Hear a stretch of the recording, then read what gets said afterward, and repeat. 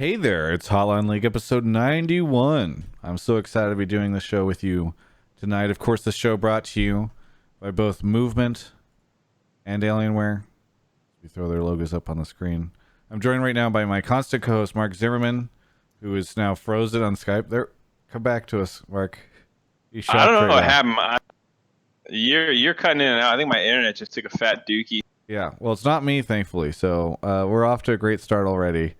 But you're in a state of shock on the screen, which I No, really dude, appreciate. I look so concerned. I'm I trying look to really refresh sad. it, but guess I'm just gonna have to manually do I it. turned mine off and turned it back on. It's not working. Yeah, no, it's fine. It's fine. I have to reset. Anyway, I'm not that worried, despite what my image looks like. I'm doing fine, guys. Don't worry about me. okay, good, because we were all worried for a bit. All right. Well, anyway, how you been, Mark? Pretty good. It's been an interesting weekend. You and I, are we talking about that? We talking about that in a little bit? Oh, the writers' room. Yeah. Okay. I will give you permission to give the slightest tease on what it is. How about you tell me? How about you do the tease so I know that I can't go further, and I'll fill in some of the blanks Mark and the and details Brodin and around it. I are working on a 5 to 10 minute show about esports that is scripted. That's what I'll say. Starring, And so starring. I'm not the star. I'm only the protagonist in the. See, I You're- don't want to say it's- it's me. It's too late. You screwed me. I just said starring, and then you could have just said. I know. It's gonna give people the wrong idea. Anyway, I don't know when if we're gonna film it before. I don't know. I don't want anybody's hopes up. We haven't even finished the script yet, but the script is getting there. And I think today I had a breakthrough on the final scene, and I'm pretty excited about it. But I'm down to hop back in there whenever. I had a lot of fun doing it. I've never really. I always like learning new skill sets or trying to learn new skill sets. So Brodin is the only one of us with any real experience, yeah, and really significant anything related to production. Brodin's gonna have more experience than us, so it's just cool to be able to work with him and you to be able to try to begin writing a script, which I've never done before. Captain Flyers has signed me up. I'm not confident in Captain Flyers' acting ability. Dude, I feel just get him, have him be the meathead in one character, and just get him drunk, and then he'll play the role perfectly. I don't know if that's how it works. Anyway. He's a method actor. Well, I mean, he could just play himself. The problem is, again, we'd want to get him drunk, and then I don't know. If we can't get him on the show without PR approval, I doubt that they're going to be like, yes, we want Captain Flowers to play a drunk version of himself on your show, Travis. That's going to just be the great. regular version, isn't it? Yes, yeah, exactly. No, we were just talking. I've never seen Captain Flowers at a party. I don't think he drinks. Oh, right. I think he mostly reads nonfiction, historical books about past wars and different Watches rulers. documentaries. Yes, yeah. He's not really interested in the party life, is what I would say. Anyway, so let's talk. What else have we been doing? It feels like there was something else that has happened recently. I went to a farmer's market. Oh, that's great. So you had your first weekend off in a very long time, and I put it to good use. What's that? So I put it to good use. Yeah. No, and you haven't invited me over yet to have any. I love a good charcuterie board. You bought all the ingredients for charcuterie. I ate half of it already with Ashley tonight. It was really good. So better schedule the next writer's room so I can bring it before it's all gone. Okay. Well, I leave to Mexico on Wednesday with Kelby. So tomorrow it is. Yeah. I guess I could ask Brodin if he's free tomorrow. Because I do want to shoot it if we've got this 1 week. Let's just coordinate all of this right now at the start of the show. I've got this 1 week. Brodin, are you free tomorrow? I've got basically the 1 week between TwitchCon and Worlds and then I go to Worlds. So it's like I go to Mexico, I come back next Monday. We figure out if we're doing a hotline leak that night or not, or if we're doing it. Oh, so you're covering Play and Stage then? No, so TwitchCon, so Worlds is in TwitchCon Worlds starts the week after next. Because there's this week, and then next week is TwitchCon, and then the week after that is October. and October 2nd is when Worlds or his plan starts. I'm going on Right. October 9th. Okay. Sorry.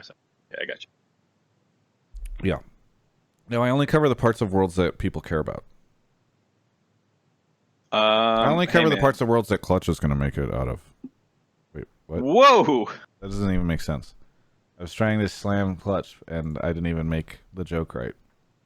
Right. Yeah, that didn't work. Also, I hit Diamond in TFT. Oh, big news. Yes. And I will say this. I am entering in... I don't know if I can say this, but I think I'm going to. So, Twitch Rivals is having a open bracket at TwitchCon, where if you make it through the open bracket, which I think you have to place... My understanding is you have to place top 16 out of 64. You make it into the main event. I don't know if Mark is casting that or not, but I know he's cast other Twitch Rivals before, so I wouldn't be surprised if he is. But I am really hoping that I make it through the open bracket of Twitch Rivals for TFT and make it into the main event. And then, like, let's say Mark and Kobe are casting, because I know they've cast the past ones. They have to cast my TFT match. I think that would be absolutely incredible. I really want that to happen. We make sure the spectators only track Travis, and we talk about every little thing that we think she should have done. No, you don't have to. It's just I'm the main story of the event, and coming out of the open bracket, a man no one expected, a man who's never competed professionally at anything before in his life, and only talks to the people who compete professionally. I can interview myself, Mark. I can finally be everything I've wanted to be. That'd actually be a great video. You better make it now so you can interview yourself on what the event was like. Yeah, that'd be sick. I'm so excited about this. Anyway, so that's been the fun thing that's been going on. I'm actually not terrible at a video game for once. You're definitely better than me now, though, because I've barely played at all. I'm still Diamond 4, I think, but I would be amazed if I was actually at a Diamond 4 level. They should get me to be the caster for the event. They should, for the sure. analyst desk. Either way, well, I don't know. Anything else, Mark? Anything besides your farmers market?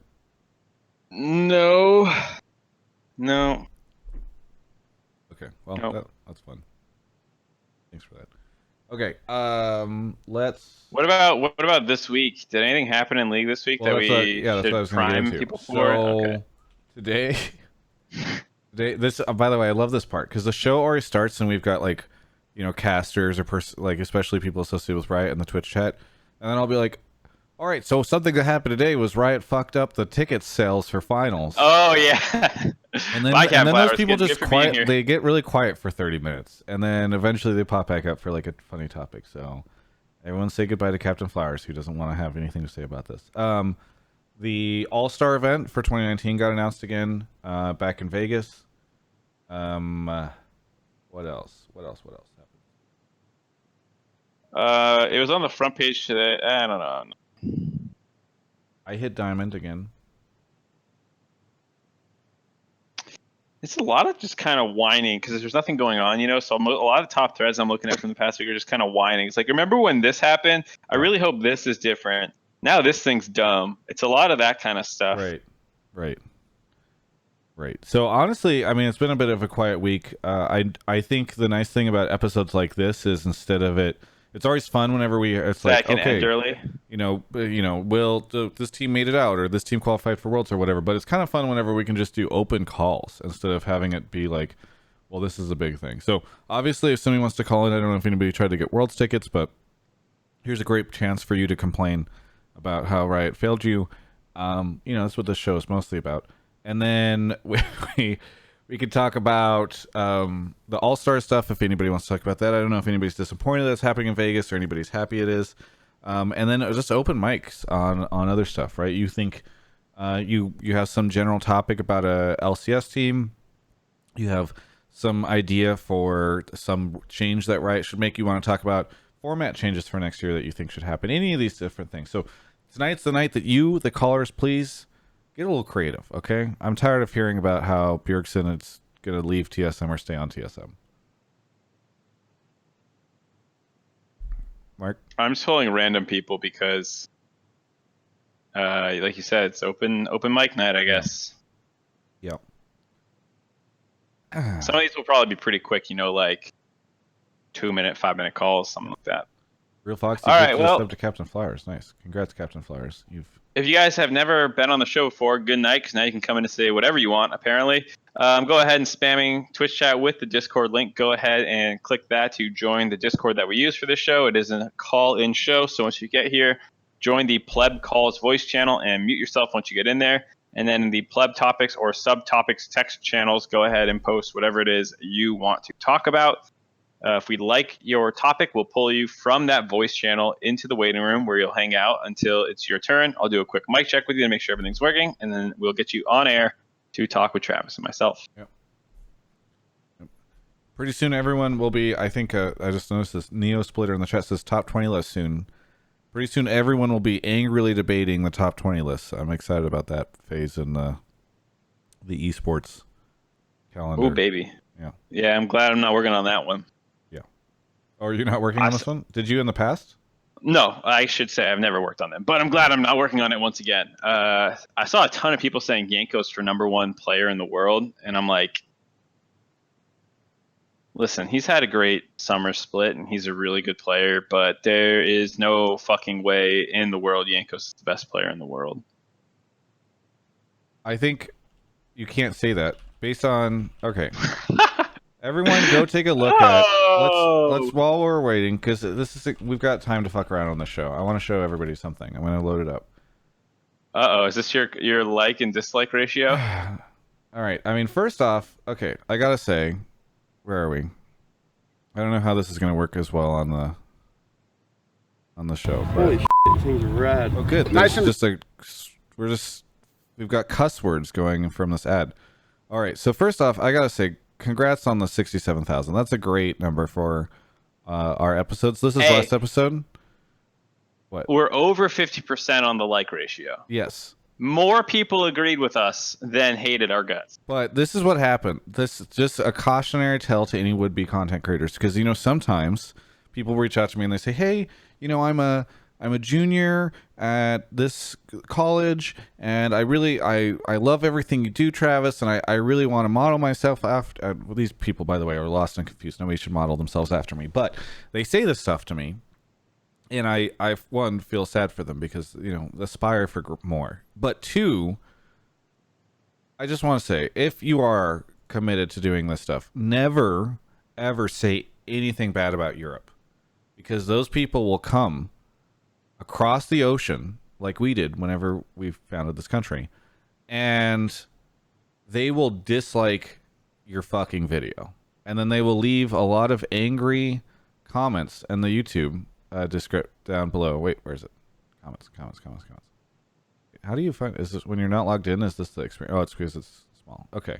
I don't know what's going on. Travis is insufferable for the first 20 minutes of this, not even listening to Mark Z, just pushing this narrative that G2 has been crowned.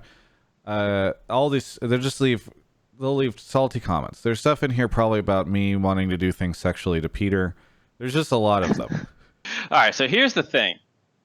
Both fan bases, in my opinion, are equally vocal in the comment threads overall. If you really flame them or something, or go against their narrative, but European fans are much bigger advocates of the thumbs down button, I believe. Yes. But maybe I'm wrong. Yes. So, it definitely feels that way.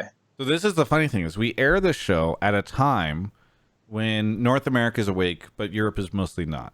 Every now and then we'll get what's Davidson, our Swedish caller or whatever. We get. Oh yeah. There are some EUs that are awake. Shout out to all of you right now watching live. You a real one. For the most part, we're good. So we'll be having fun and antics and making jokes, and I'll be talking about how I don't think G2's 100% the best team in the world. And Twitch chat's having a great time. We're all having a great time. Then I upload it in the morning, and Europe goes, wait, no.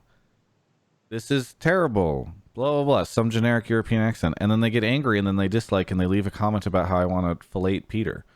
And I feel like NA fans say that too, though. Yes. But they leave an angry comment about how I want to fillet Peter. They don't leave a positive comment. They're not I would love to see Peter and Travis. They're not anyway. Man, I'm so jealous of Travis getting to fillet Peter. They're They're like, he's just salty. He's too busy filleting Peter. Yes, exactly. So anyway, hang on. Let me take the sponsor logo down for a second. It's like, man, Travis would be actually able to say something that makes sense if he just take double his dick out of his mouth. And it's just like it's those comments where I'm like, look, I get it. Double if Those are the Travis. best comments. It's an easy joke to make, but ultimately you're not. That's not a. You've not forwarded your argument. You're not making me somehow think that G2 is the best team in the world and I'm wrong. You've just made yourself look like a salty European. So take the cigarette out of your mouth. It's not healthy. And then leave a sensical comment. That's my suggestion for you. I disagree. Say whatever you Cigarettes want. are not healthy for you, Mark. Don't advocate smoking on this podcast. I don't care what people do with their lives. And I don't care if they flame you in the comments. But downvoting the video can have negative repercussion. Flame Tell away. them that. They'll do it. Maybe they were doing it anyways. It's not going to get much worse. That's true. Go ahead and flame us or Travis or me or whoever for those videos of us that you don't like. Go ahead and be a keyboard warrior. That drives interactions. That's great. But the thumbs downs. Yeah. Yeah. And by the way, England, if you're going to leave Europe, just do it already. We're tired of all of this will they, won't they bullshit. Should we get into the next first call? Yeah, dude. All right. Mark is grabbing the first caller. Meanwhile, I am going to name off some people who subbed. By the way, it is September right now. If you disliked my YouTube video and you would like to make it up to me, you can sub right now for half off, $2.50. It's a great deal. I think also maybe you get it half off at higher tiers, but shout out to the people who did sub today. Ollie1, Insulin Shots, The Whip of Justice, Nemsic, who I believe has a tier 2 sub, Pyrene, Teal is Panda, Avura for 12 months. By the way, Nemsic at 25, I think, which is when I first. Boomcan90 is joining us right now. Boomcan, where are you calling from? Pittsburgh. Pittsburgh, nice. What do you want to talk about on the show tonight? So I think that G2 has some of the best mechanically skilled players in the West, but Team Liquid as a team will perform better than G2 will. Okay. I just want to say, I was not involved in pulling this G2TL topic right after we referenced. This is actually Travis who pre-recorded himself and added a European voice. Yes, exactly. Boomcan, you're from Pittsburgh, but your accent doesn't sound very Pittsburgh. Yes, I am not from US. I spent the last decade in Singapore. Okay.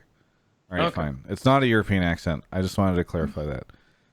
Okay, Boomcan, first off, fucking love Singapore. Jealous you got to spend a decade there. Really want to go back. And actually a ton of Singapore people, like my audience, Singapore is one of the highest ranked countries on my content, so shout out to Singapore. Secondly, do you want to elaborate a little bit on your G2TL take? So I think that when you're talking at an individually skilled level, I think Wonder is one of the best top laners that is present. Yankos can pull off some crazy plays.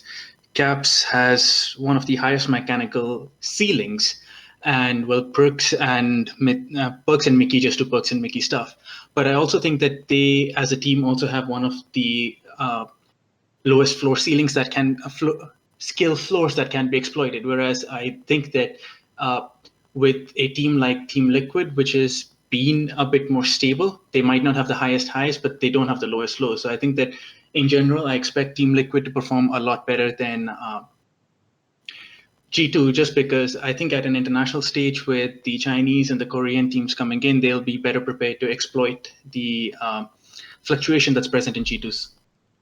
So, first off, I love this take. The idea that, like, well, G2, they're really, really good, but sometimes they just suck. And, North America, we just kind of move along with TL, just hanging in there steady. Slow and steady wins the race. So, I don't know. Mark, do you think this is a fair take? Because I feel like we've seen some pretty shit games out of TL, too. I mean, the fact that they went to 5 games and several series and didn't always look great in those... in some of those losses, I think is perhaps a sign of concern for TL fans. I think G2 are a lot more memorable when they go boom. Like a bad TL game is usually like, oh, they didn't really do anything, and the other people kind of were able to force plays on them, and then they kind of just maybe picked a bad fight and lost. Whereas like when G2 has a boom game, what was that one versus Fnatic in the finals when it was like, I forget, they died like 10 times or something. Maybe it was in the. Is that the Garen the Yumi game? there was one game I was watching. I can't quite remember. It might have been in the winners final, not the grand final. Either way, like when G2 like loses the game for themselves, it happens in like the first 5 minutes where they turbo int in all 3 lanes.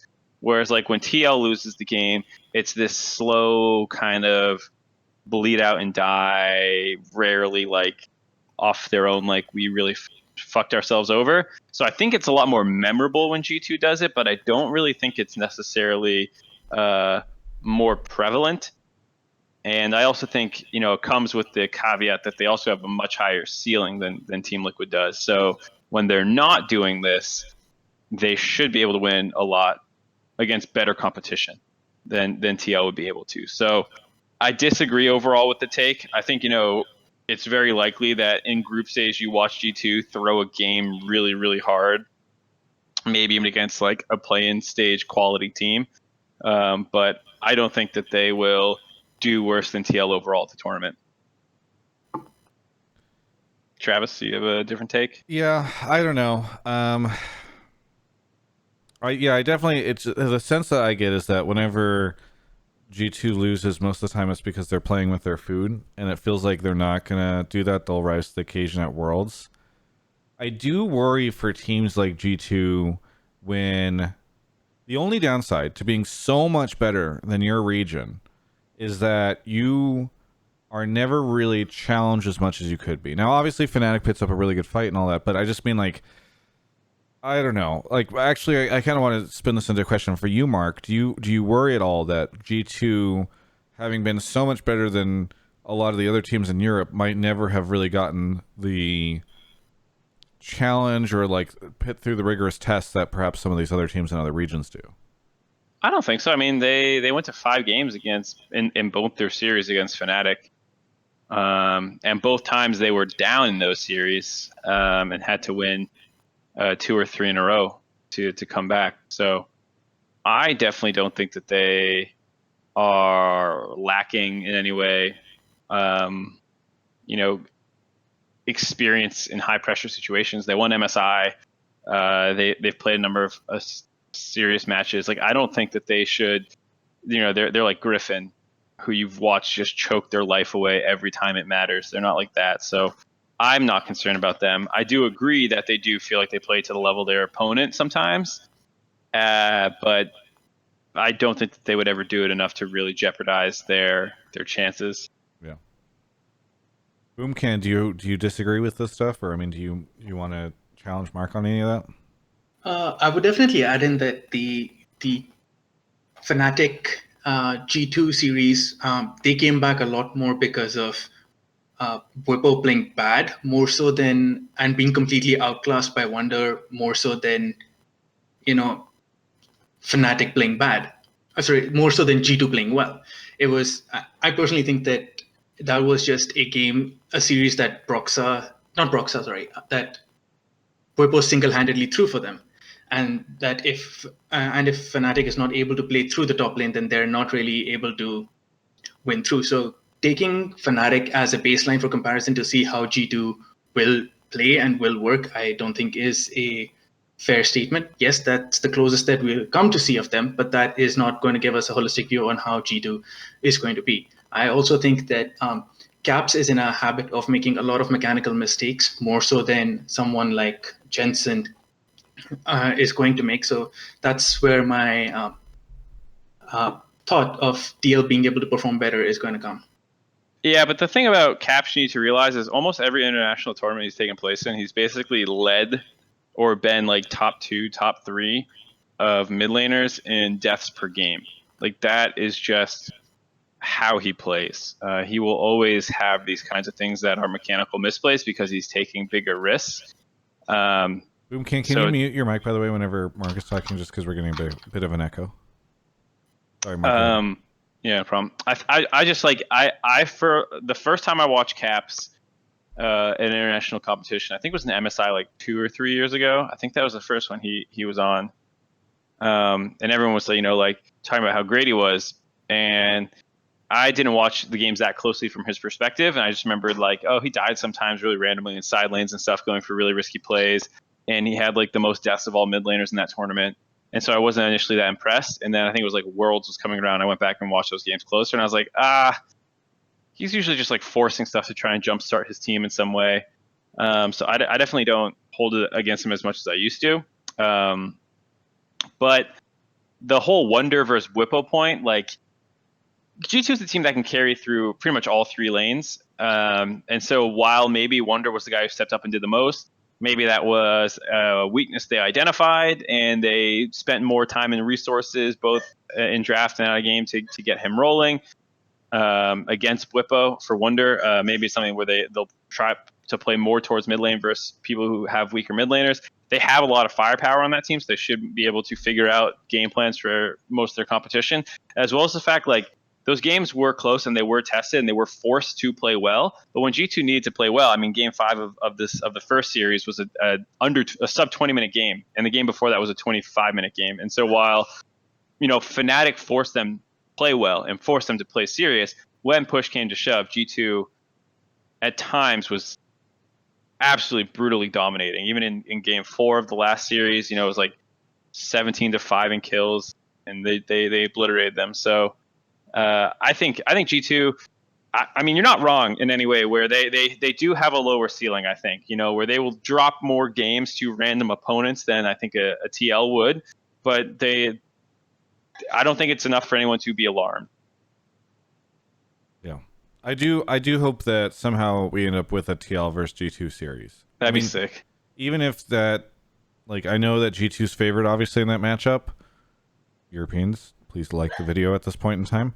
But I do think it would be fun and entertaining to watch. So. I agree. I mean, the only way it would get better is if they had to like tackle some Western teams or Eastern teams on the way of getting there. But if they can't, just put them in the quarterfinals against each other. Yeah. Boomcam, thanks so much for calling. Is there anything you want to say as we move on to the next caller? I think that's about it. Thanks a lot. Yeah, thanks so much for calling in. You know what I just realized, Mark? I know you're about to grab the next caller, but this show works really well in part because our audience are all gamers who play online with people. So everybody call I get has like great headsets and stuff like that. So we actually ends up working out fantastic. Most of the time. Yeah, if we were like a random car radio talk show online, you think it would work as well? If we were like a beauty stream show where we talked about beauty products and makeup and stuff like that, people would all be calling in on like MacBooks with shitty. You know what has the worst is conspiracy theory shows and stuff really? like that. All their podcasts are so fucking shit in quality. Not like I watch a lot of them. I usually see clips of them getting made fun of and other Sure, good things. save. Yeah, totally. I don't watch that stuff. Flat Earth is dumb for sure. But yeah, anytime I see that kind of stuff, like they're just the worst quality. Captain Flyers is because all the callers are calling from their doomsday shelters in the woods. There's just like an old rotary phone. Hello? Yes. The world is ending. Crank power. You can't trust any electrical grids. Yes, exactly. I'm off the network. I mean, I've dialed in for this, but all right. Next caller. Right. We're not that funny. Coming up here in a second. I think we're funny. People gave us an LMAO and an LOL W in chat, so I feel like we're good. Pyrian has subbed. Thank you. TL is Panda for 4 months. Avura for 1 year. Just Joe 90. Palm Tree 0 wants to heal for 16. Bringing the Heat. Voyu 1 for 20 months. Laziness for 16. Cameron 00C for 5. And then Real Foxy gives a sub to Captain Flowers. River Saint sent 100 bits. By the way, throw some bits up in the pool. Sometimes I end the show, nobody sent bits, and the bit leaderboard is just empty. That's a huge opportunity for somebody. I just want to throw it out there. Nihilist Gamer for 14 months. X Axel 95X for 5. Kiwi the Peach and Chip Wheel. We got Jay-Z in the chat. are in the call. Jay-Z, where are you calling from? Miami. Miami. You've called him before, correct? Yeah. Yeah. Welcome back. What do you want to talk about on the show tonight? About G2 getting fined for Wander streaming Wild Clash. Another G2. So I'm wondering if Mark has just pulled exclusively G2 people into the chat to somehow either anger or make EU fans happy. We've just become an EU show, Travis. They're the better region. They got the more interesting storylines going That's on. true. How are we not supposed to talk about them? That's true. Yeah, They that are was the best. news. I mean, they've got the best team in the fucking world. Okay. So what? Okay, expand on this Wonder topic, JC. Can you explain for the people that don't know? So basically, Wonder was streaming Wild Classic from a compute or from a system or computer that Riot had for him, and that wasn't really kosher with Riot, so they fined him. So was this That's on broadcast? Huh? What so that's where the story I think is a little different than what we're hearing right now. I believe, from what I understood, it was because he opened up on ProView. Was it ProView? Yeah, there's no WoW on ProView, but he opened up a browser that had some of the meme images of him playing WoW on them, or something along those lines, or some WoW related memes or images on there. And it wasn't like he was actually playing it, but it was just supposed to be jokes. But on Riot's official broadcast of League of Legends Championship, or whatever the League of Legends European Championship, you're not allowed to do that. Okay. Do you still okay? Now that we've clarified this, Jazzy, do you still have the same opinion that he shouldn't have been fined? No, he should have been fined. Hey, Jay-Z, thanks so much for calling in. Is there anything you want to say as we move on to the next caller? Nah, I'll just let other people talk. Yeah, thanks. Have a Enjoy good one. listening. All right, you too. See it. All right, moving on. I thought you were gonna maybe have an opinion on that. You agree? I mean, I disagree? think it's. I can't imagine. Okay, we'll expand on it a little bit, but yeah, it does not surprise me that Riot does not want to enable people showing images from other games on their official broadcast, because then eventually it's just like, hey, this is just a meme image from the mobile game Xfire 470 that just shows up on the LAC broadcast. Funny that this is here. I'm not taking any money on the way back. All right, so people are saying it's not in their broadcast because it's ProView, right? That's their broadcast. Yeah. You fucking moron. Okay. Mark. Whose broadcast is it? Twitch chat. I know we've gotten a little aggro with the chat lately. I know we've been more on the adversarial side. I'm sorry, dude. I had to pop off at one. Of our relationship with the show. But I get angry at the chat when they say mean things about the caller. We need to get angry at you when you say mean things about the chat. All right? I need to find Mark. Mark, I'm sorry. You have to. Your invoice will be absent an extra $100. I'll return my headset. It's so funny. The guy who said it in Twitch chat with a smiley face. I was the fucking moron. Thanks, dude. You know what the problem is? I've been watching. Do you know who H Bomber guy is? Yeah. I've been watching a couple of his. I feel like I take on people's mannerisms a little bit when I watch or like interact with someone too much, and he has those kind of like building moments where suddenly he just like snaps. It wasn't in ProView. Is that true? Was it not in ProView? Regardless, I can't imagine. Well, now we need to get the true story, because someone says Mark C. Prang knows what it's about. Not even in ProView, Omega lulls, or just regular lulls. So I know I found out about this because G2 tweeted about it. They turned it into a meme because anytime anything bad happens to them, they turn it into a meme. And I saw a Reddit thread about it, and I thought I understood it. Yeah. So wait, where was this?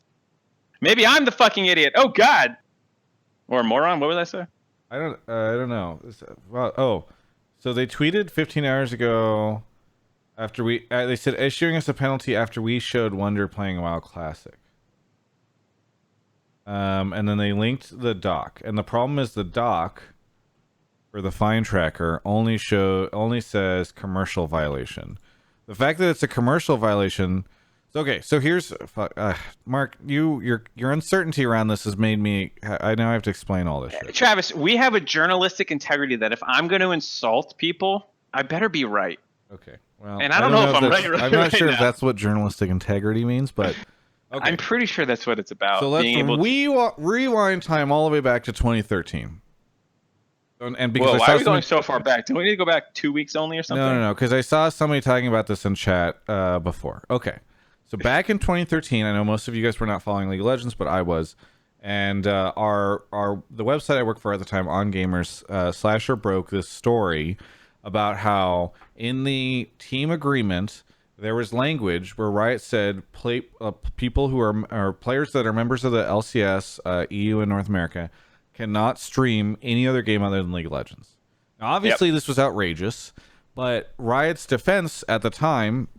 I don't know if they ever said it publicly or not. I forget. But Riot's defense at the time was, hey, and this was actually really common because there were games like Infinite Crisis, which was this was the heyday of MOBAs. Everyone was making a MOBA the same way everybody made Battle Royales for a while. It was like, hey, games like Infinite Crisis were reaching out to pro players to try to get them to stream competitors to League of Legends, right? Because if you can get Double F to stream your MOBA competitor, that's a great thing. So Riot was like, oh, we want to prevent all this. They claim that the reason they did this was because they didn't want anybody paying anybody to stream a competing game. And so ultimately, when this broke, obviously it was like a big scandal because everyone was like, this is bullshit. And at the time, pro players were playing a lot of games during the solo queue times and all that stuff. So then they changed the language to you can't get paid money to promote a game. So this is what is interesting to me is this commercial violation thing because, and by the way, Rogue somehow got it too. So I don't know what the team agreement is or the rules, or I don't know if this is a fine from the rule set or the team agreement, but I suspect I would be surprised if it was just a player was streaming WoW. So now that I'm digging through, it seems like the thread got deleted off Reddit. Okay, well the mods definitely. That doesn't surprise me. Well, I was going to say, I'm going to guess rather that, did this even happen? Or is this just G2 memeing us and we've all been debated? No, it definitely happened because it's in the LEC penalty tracker that I literally have on screen right now. Right, but the penalty tracker doesn't say that it was specifically for Wunder or anything. G2 just might be memeing about the fact they got fined. So I like this tweet, but somewhere, if you scroll down, Maximilian, who's the head of League Ops for EU, just replied, "You are welcome."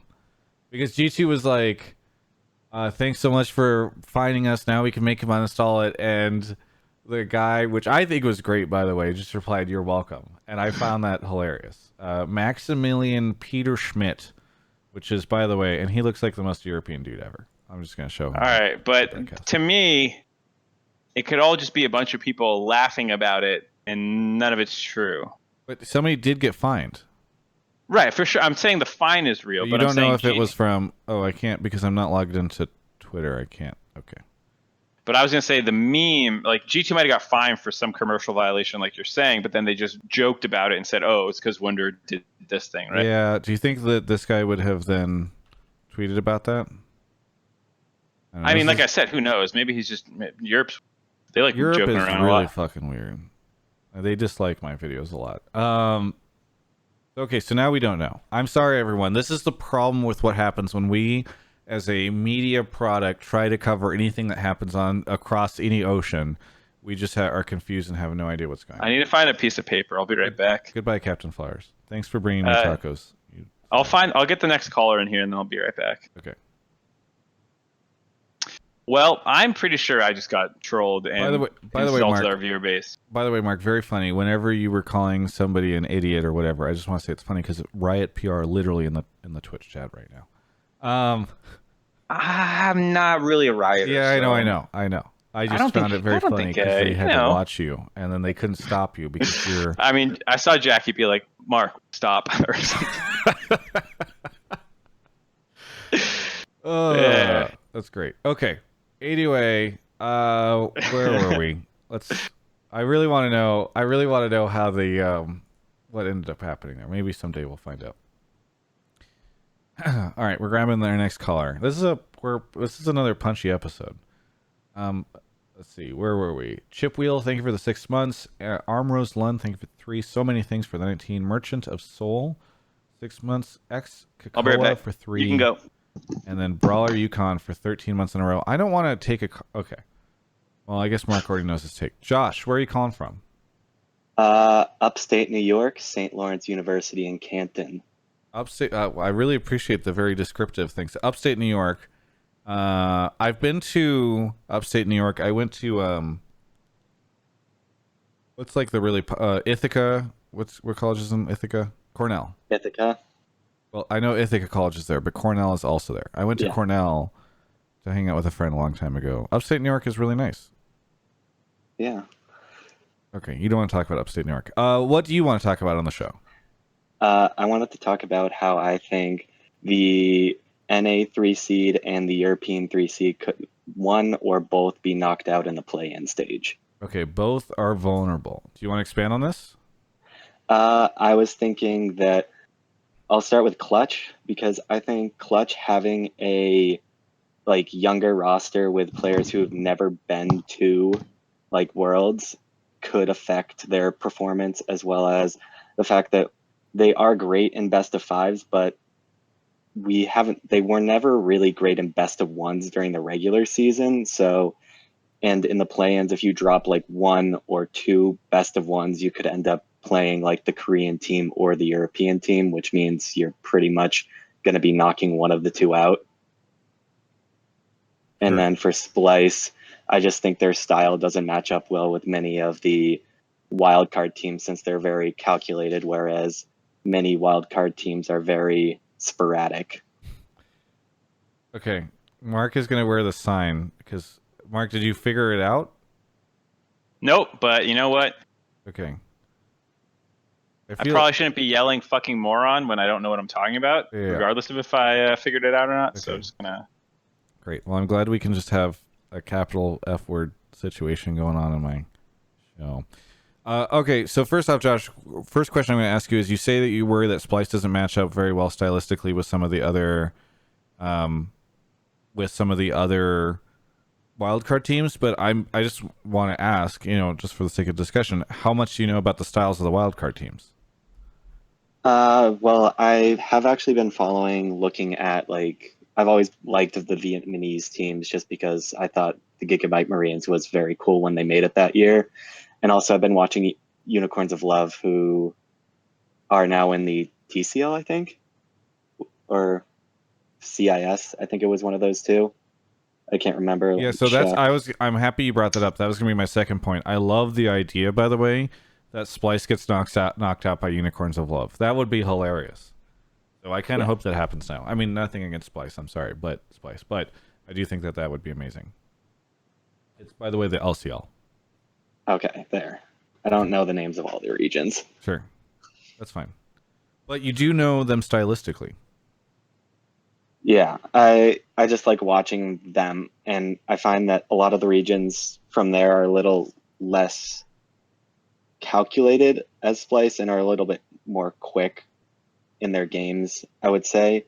Whereas Splice is very we want to get to late game, and when they played, not saying any of the wildcard teams are like G2 or Fnatic, but when they played against these teams that are trying to do a lot in the early game, they did falter.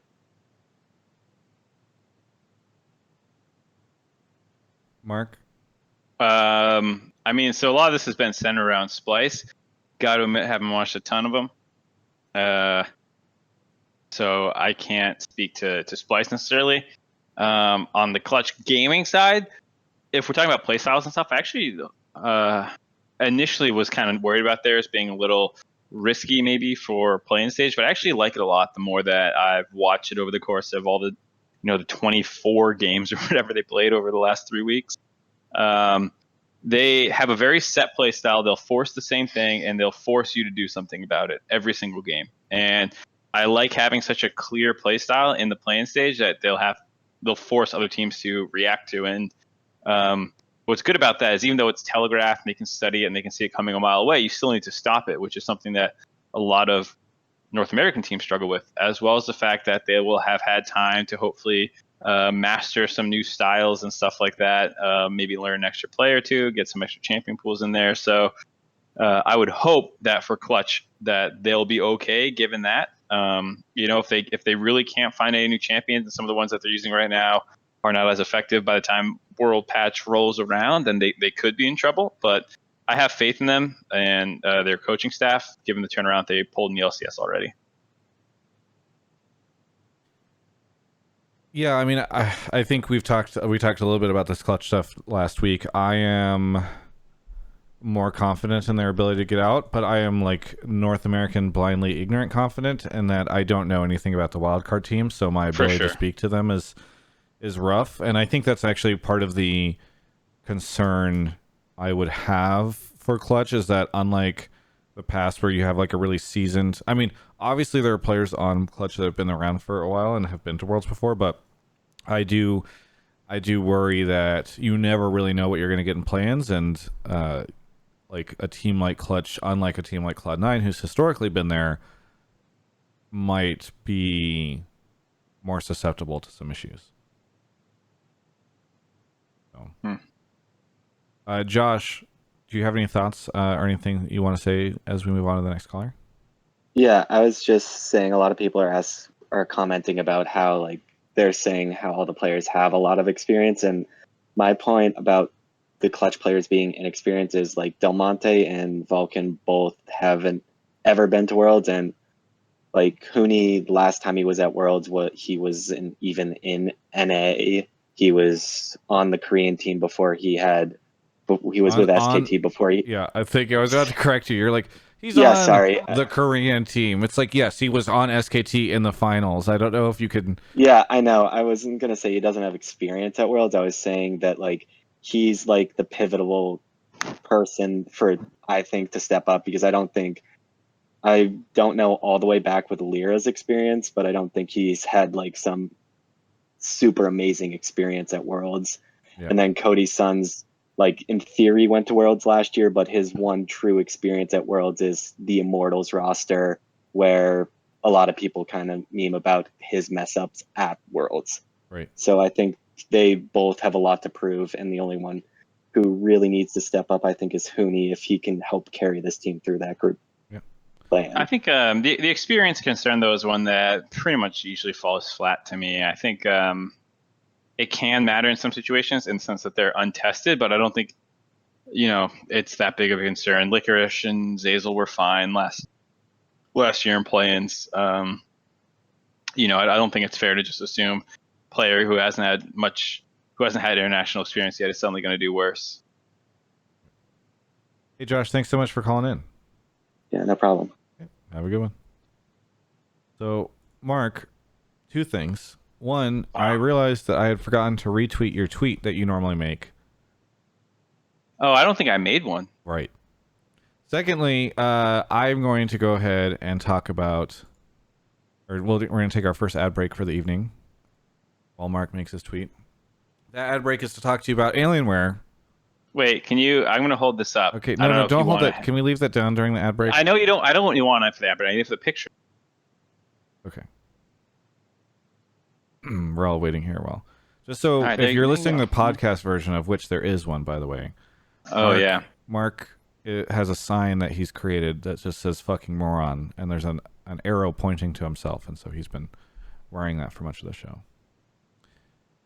Apparently, I didn't actually press print screen correctly, so we'll just have to do this again. El Greco 17 in the Twitch chat says, "Why does this show have so many ads?" I'm glad you asked. Before we do our first ad. So, doing shows like this, I like to be able to pay Mark, and I like to be able to pay myself, and I like to be able to fund other content that maybe doesn't make money. And so we run ads on this show. And what is interesting is the ads that we run are shorter than most podcast ads, which sometimes run as long as like 2+ minutes. Ours tend to be much shorter.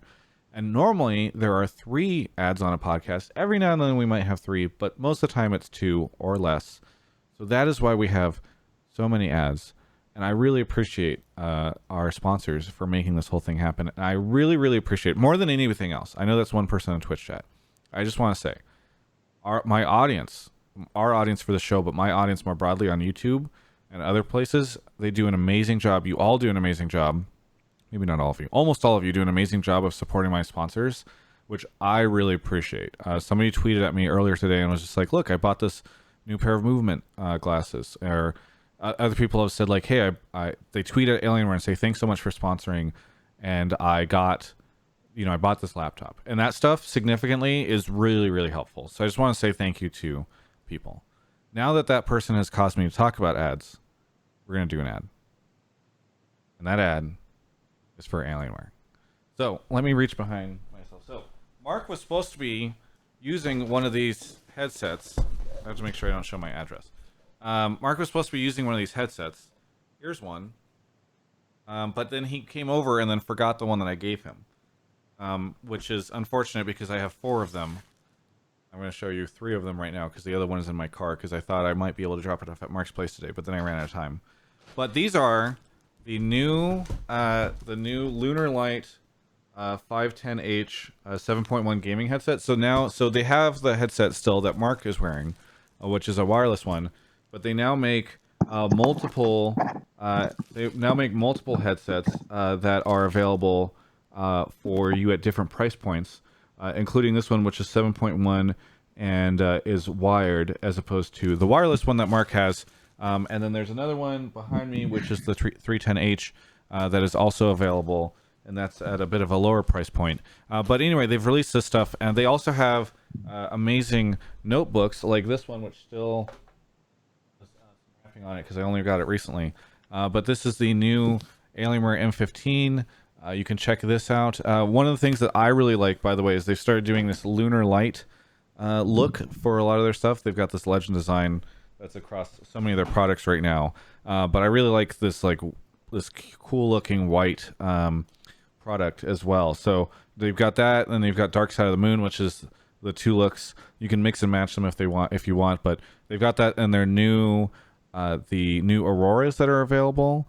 Obviously this was in the Area 51M before as well. Their peripherals are all new. So anyway, do me a favor, just check this stuff out over at Dell.com/Travis. Actually, Alienware.com/Travis works as well. Alienware.com/Travis, and use Travis 10 off to save 10% off on your purchase of their stuff. They listen, guys. Worlds, let's just put it this way. Worlds is going to cost me a tremendous amount. I don't know how much yet, but MSI last year, I remember talking about this publicly at the time because I didn't have a sponsor for MSI. MSI in Europe, which was 2 weeks long, cost me 15 grand. So you can think about, and hopefully, flights will be cheaper or something like that. But it is incredibly expensive to cover this stuff. If I cover all of Worlds, it's going to be 5 weeks long. I could not do that without Alienware. So please, if you like the content that I make, give them a shout out. Go check out their website. Thanks so much to Alienware. You want to grab the next caller? Is it safe? Yeah. By the way, that people are saying eat McDonald's or eat less. That was not counting food. At the time, flights were $3 grand a pop. Because I think there's like a European holiday or something during that time. Combine your trip with a diet. Yeah. And don't eat it all. Boom. Yeah. Mark is grabbing the next caller right now. Oh, Pyrogenics sent 500 bits. Thank you. I've just got the new Alienware laptop M15 because of that. And they were running their Save 17 promotion. Thanks for that. Just got the, Lunar Light version. Thank you, Lucas Carmago 79. Feel free to tweet at Alienware and let them know you did that since you didn't use my code. It's completely fine. If you find a different code, feel free to use that. But it's super nice whenever you guys let them know. Yeah. I didn't know the show started because Mark just now tweeted. I'm sorry, King Mixon. Mark is, as you can see, we got over 1,000 without me saying anything. Look at the sign, King. That'll answer everything you need to know. All right, Casey Clark is here. Casey, you've been on the show before, I think, right? I have, I think twice. Yeah. Well, welcome back. Remind me where you're calling from. American University in Washington, D.C. That's right. That's great. Washington, D.C. We have a couple Washington, D.C. callers, I think. What do you want to talk about on the show?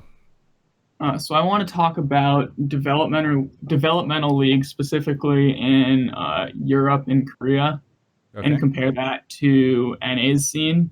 Do you want to explain what those are for the people watching from North America that don't understand? Yeah, sure. So Europe has a bunch of developmental leagues in all their different countries. So, for example, there's the French league, the Spanish league.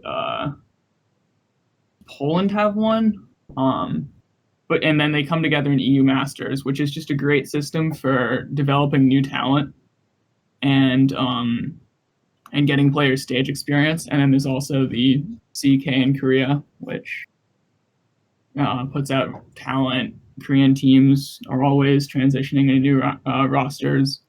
SKT's support effort replaced Mata, which coming into this year you would not have imagined at all, right? And in NA we just have 10 teams, which the organizations may not put effort into developing. Talking about Academy League. Go at each other, yeah. And in the next 5-10 years, as a new generation of players comes up, NA is just going to fall behind because we can't produce the amount of talent that other leagues can. So you worry that we're going to fall behind because we can't get, because our path to pro system is not as robust, for instance, as Europe's. Yeah, exactly. I mean, EU Masters is a full-scale international tournament where developing players get to play on stage at basically the equivalent of a international tournament for developmental leagues. Do you know how big those because I actually don't know very much about those finals. What do those look like? So it's the different teams, the best in their regions, go and play. I think it's the ESL tournament, and basically crown the best developmental team in Europe. So it's the second division down, but it's like an MSI for Europe. It'd almost be like if Academy. Actually, I don't know, but it's got a bigger weight to it than what Academy has, for sure. Yeah, exactly. And if you think about results, I think of players like Finn on Rogue, who just had an amazing best of 5 versus Splice in the playoffs, smashed them. Like I said, effort in Korea. And our best NA talents are like DeMonte, who's a great mid laner in his own right. How dare He's you? a world caliber mid laner. Yeah, world caliber mid laner, but he smashed Vizichachi in the playoffs. That's actually not fair. DeMonte did pretty well handling Bjergsen. Yeah, he's great. Defiant against PoE, who did well at Worlds before. Well, okay, here's a different way to think about it, though. Damwon Gaming and Griffin are all comprised of players who 2 years ago were not in the professional scene. And that's kind of what I think of as I imagine what the next 5 years will be for NA. Yeah. So I agree with this, and it is concerning to me. It is concerning to me that North America's only solution to being able to grow talent, and by the way, I don't mean grow, but to obtain new talent or refresh their rosters, is usually by importing. And you have a lot of players that have just sort of stuck around for a long time. Not always necessarily because they're, well, certainly because they're the best in the region, but they maybe aren't. Like, LPL is this way too, by the way. LPL has, like, they cycle players like crazy. Uzi's one of the few that has been around for a long time, and that's because they just have, obviously, so much talent, but also, like, a broader league. And so I do worry that Academy is perhaps not as strong of a development system as the other regions have, which might further perpetuate the issues that we have as a region, given our smaller player base, etc. Mark, you've slumped in your chair and pulled up something on your computer or monitor, so I'm very curious what your take is. Don't judge the light levels on my face.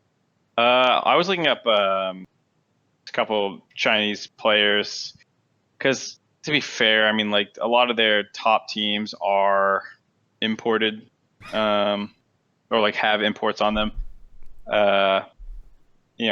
Rookie and the Shy, Doinby, a lot of these guys are import players, but overall, I mean, the point still stands. I don't disagree with it at all.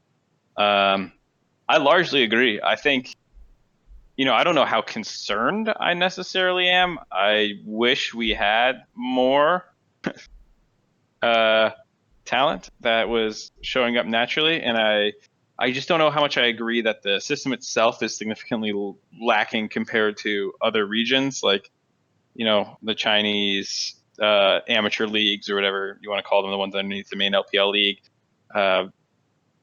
and the Masters series in Europe and stuff like that. We have academy, we have collegiate, we have scouting grounds, we have a number of mechanisms to discover talent. It's just that I don't think that there's like this superstar that shot up the ladder that like somehow North American teams have just fucking missed, and maybe there's some that would have developed faster in other systems that exist in these other leagues, but it does also just feel like more of an inherent problem to North America for other reasons than beyond the systems, whether you want to blame it on population and I don't think it's size entirely the system, right? But I do worry. Right. I mean, it is. Do you disagree with the idea that the European system for their development stuff is not more robust than Academy? It is more robust, but I'd be curious at how it would look in North America. Right. And I'm not saying we need that system, right? I'm not saying we need like the Ohio, whatever. Team. Yeah, I mean, I'm not looking for. I mean, like you'd have a Florida. Florida seems to have a lot of players. Toronto has a lot of players. Obviously, West Coast has a fair amount of players. But then, like, I can't imagine. Like, after that, I'm like, where are the major hubs for players in North America? Where is this? I don't know. I'm relatively in tune with the scene, I think, and I would think you would have a tough time to make Vancouver as well, whatever, West Coast. But yeah, I would have a hard time being like, yes, we have put together 5 master plus caliber players from a single region together who are all at the right age and point in their lives so they are capable of committing to being a pro player. Right. I just struggle to see that in North America. And I guess that's, to the point about whether or not the system's fault or not. Yeah. What would you like to see differently, Casey? I mean, that's the $1 million question, right? Yeah. I would like to see NA players who don't suck, but how do you make that happen? And I think you're right that having a Florida and a Toronto and a West Coast league isn't what increases the talent. But I mean, I guess you could say more Riot support for a tier 3 system, similar to Overwatch, within North America, because I do think the problem is that players who have a spark in them just quit the game and stop and don't do the 2-3 year development that they need to really become at the professional level, right? Whereas in Europe, it's entirely reasonable for a player like Finn or Larson to go up the academy system and then be ready to play in the LEC. Well, I don't know the answer to this, but it would be interesting to know how many people leave the academy league or whatever. Yeah, I'm not familiar enough with the other leagues as well to compare turnover rate or veteran levels in those in those leagues as well. Because I know in North America, people, I often jump to population size, but there are other factors, ping and where it's located in North America, general culture of North American solo queue compared to these other regions. A lot of people who have played in multiple regions are on record about high elo being, even if it has as many ragers and stuff like that, and they FF and they run it down to get out of games, it does feel more competitive, they always say. So, it's one of those has a lot of different aspects to it, problems where it's not just like, we just gotta copy the LPL system. Right. Hey, Casey, thanks so much for calling in. Anything you want to say as we move on to the next caller? Yeah, I just want to clarify something I said when I brought up Demonte. It was not a dig on Demonte at all. He's an amazing mid laner for NA. It wasn't a dig the problem is that we need on Demonte? 10 Demontes or 15 Demontes, and that's just not happening. Dignitas. The next level, the next tier below Demonte is Fake God, and is Fake God's future. Dignitas It was Demonte. the point I was trying to make. Here's what we're going to say. Demonte, you're not good enough. Now go prove us wrong at Worlds, please. Yeah. Exactly. That's what I was trying to say. Thanks so much, Casey. Thank you for having me. Thank you to Alienware and Movement. And let's go on A. Yep. Thanks so much. Have a good one. That's a man calling from the capital of our nation.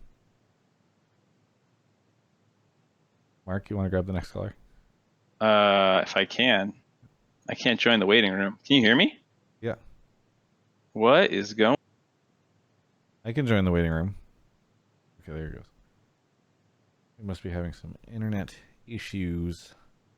Brawler Yukon, thank you for 13 months. Operative Zero. Tier 1. LOL Kibbo. Pyrogenics with 500 bits. 1 McDonald's meal is on me. Thank you. H-Rate, thank you for the Prime. And Tuxfire, thank you for the 6 months of resub. By the way, some of you might be subs and you don't know it because you got gifted subs, because Kelby gifted like 50 the other day and a bunch of people have been. You can resub for $2.50 right now. LaSchmaltz. Hello. Where are you calling from? I'm calling from Miami, Florida. Miami, Florida. Our second Miami caller for the evening. What do you want to talk about on the show tonight?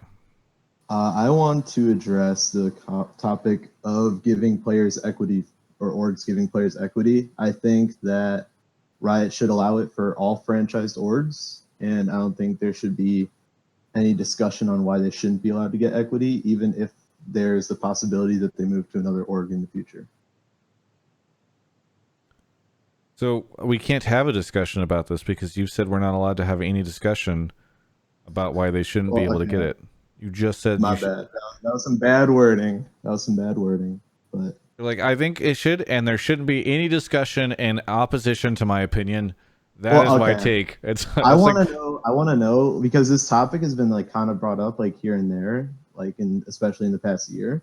Yes. But I want to know like what the opposing argument is towards why orgs should not be allowed to give players equity. Sure. Okay, so for those that don't know, because maybe they've missed it in the past, because it's been rumored that Bjergsen might be able to end up having equity in TSM, or that could be a component of his sticking around or whatever. But the general discussion is, so in the past, let's just put it this way. There's been discussion about it's not generally considered a thing where players have any kind of part ownership in the team. A lot of this was born out of a time when the players owned the team. And there was a concern, I think, within LCS. I don't know the exact specifics. This was like back in 2013 of like, they didn't want, back in 2012, 2011, all the players just owned their own teams. You ended up in really weird situations where the owner was on the team and they had full ownership of it, and Riot didn't want to be interacting with like an 18-year-old who had somehow qualified in. They wanted to be working with like a Jack Etienne or something. So anyway, ownership was handled very differently.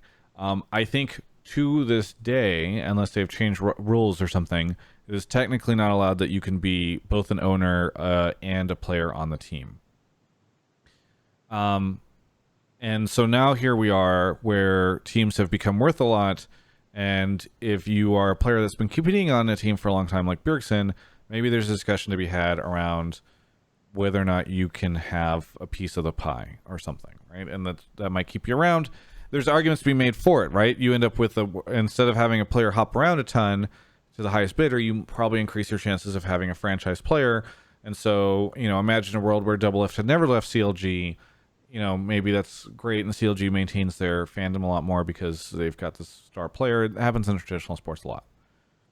But you're suggesting that it should be allowed to happen and there shouldn't be any downsides, and you even aren't concerned. You don't even see a world where it's an issue where if a player is, let's say, they're a part owner in Clutch or Dig now, and then they go to TL, you think they should be able to keep the equity or the ownership in their original team? Yep. I believe that is the case. Okay. So why? So, well, there's like a couple of main points that I have. The first one is that these players are employees of the orgs. Like when they are contracted, they're working for the org. And even though it's not the same thing, if like say some random guy is an employee at a really big corporation like Apple, it's really not uncommon for Apple to give employees like public shares as like benefits or as bonuses, whatever you want to call it. So even though these obviously aren't public corporations, it would still I feel like it's still a big incentive. And I'm not saying make someone like majority shareholder. Like I'm not saying give anyone more than like 51% equity in an org, but like let's stick with like Bjergsen as an example. He has, it's pretty much, you can't even argue that Bjergsen has really been there to build the brand of TSM. Like if there was no Bjergsen, you really can't tell if there was going to be, if TSM would reach like the heights of popularity and success that they've had. So I think like to contribute to that, it's almost like more important that they give him equity, even if he is to leave, because now he's leaving a brand that he helped build up. So it doesn't really seem fair to me that Bjergsen builds this brand up, does everything in his power as a player, as an individual, to make it as successful and popular as it is, and then has to leave because the org itself is not doing what he wants it to do. So if he does end up, I mean, in this case, by the way, that what you're saying, he doesn't have to leave. Like, unless TSM kick him, he never has to leave. Right. It sounds like what you're saying is like, unless because they're not doing what he wants them to do. In this case, it would be increasing his compensation to a point where he'd be happy with it. Right. So like, say he wants to leave, he's not happy with the way things are going. If he should be able to negotiate for like a 2 to 3% equity in TSM because he built that brand up and he put in so much effort into it. And then when he leaves, he still gets royalties from the work that he put in. Or if he was to stay, maybe he negotiates for like 7 to 10%. Well, there's no world in which I cannot imagine a world in which TSM gives him equity as he's leaving their team. That would be really hard, but I feel like it would be possible because they just owe so much to Bjergsen at this point. I feel like that would be really fair. But another, what if they told you that they feel Bjergsen owes so much to them? That's another point that you could easily bring up. And in that case, maybe they use equity as like a negotiating point, like how a lot of people have been saying, like, oh, if you want to keep Bjergsen on the team, give him part of the company, he'll stay. Yeah. Either way, I disagree with the idea that Bjergsen owes them so much. I think Bjergsen did more for TSM than TSM did for him, but that's my take at least. But I think an owner sitting across the table from an agent would say, we made him a superstar, and that's going to allow him to go negotiate this crazy big contract someplace else.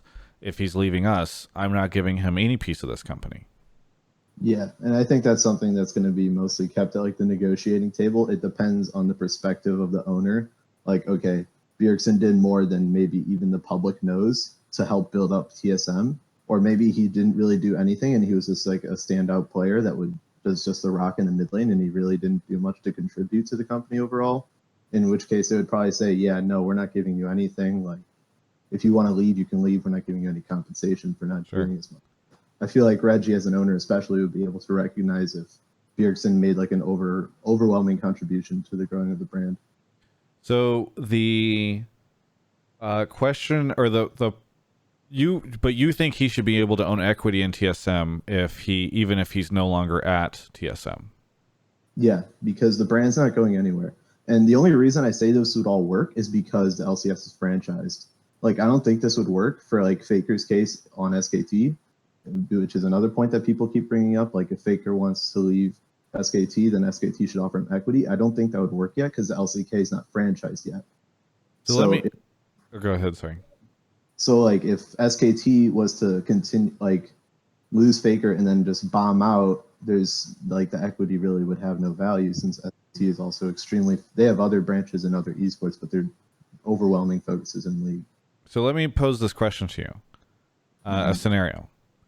It is Worlds 2020. Bjergsen has left TSM but has 5% of the company because, I mean, that's insane, right? But like Reggie was really generous and gave him 5%, or maybe this is, in a different world where he's allowed to have equity.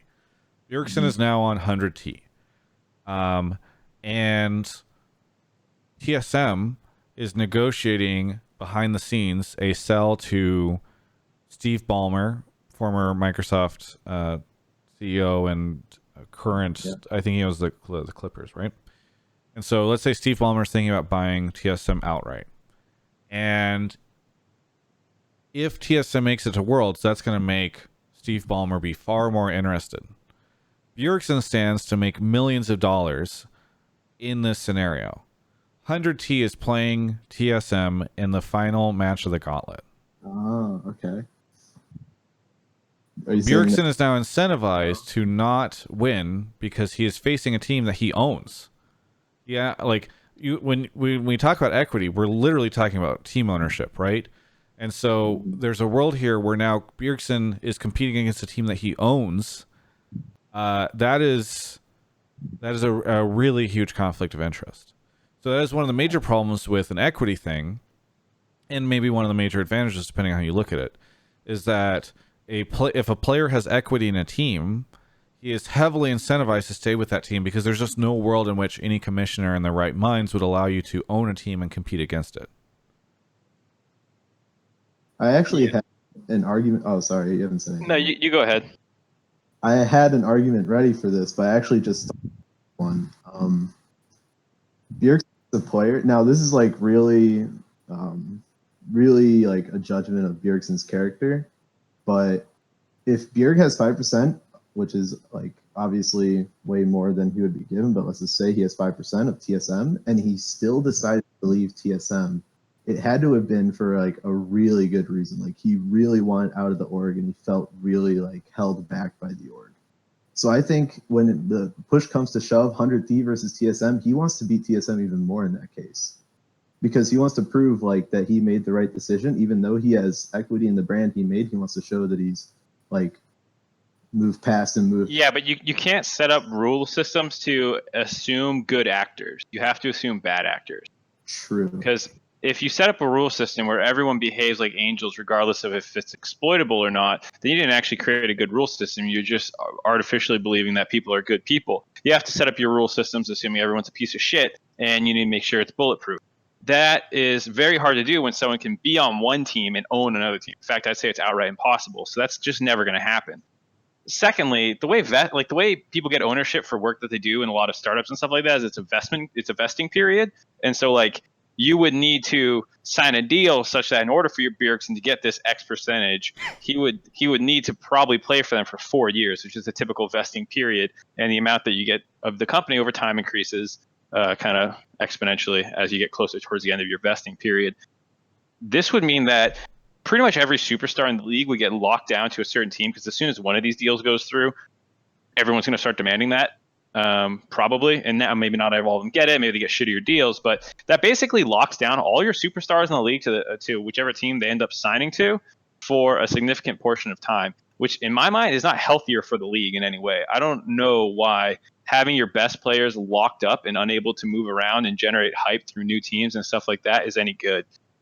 Afro and Doublelift stay on CLG, Bjergsen stays on TSM, fucking Jensen stays on C9, Sneaky stays on C9. None of these people ever move around. So like you know, we're in the same league we were in 2013 with a couple new faces, which is not compelling to me as a viewer. So I don't think there's very much benefit for anyone but Bjergsen or the players in an instance where they can get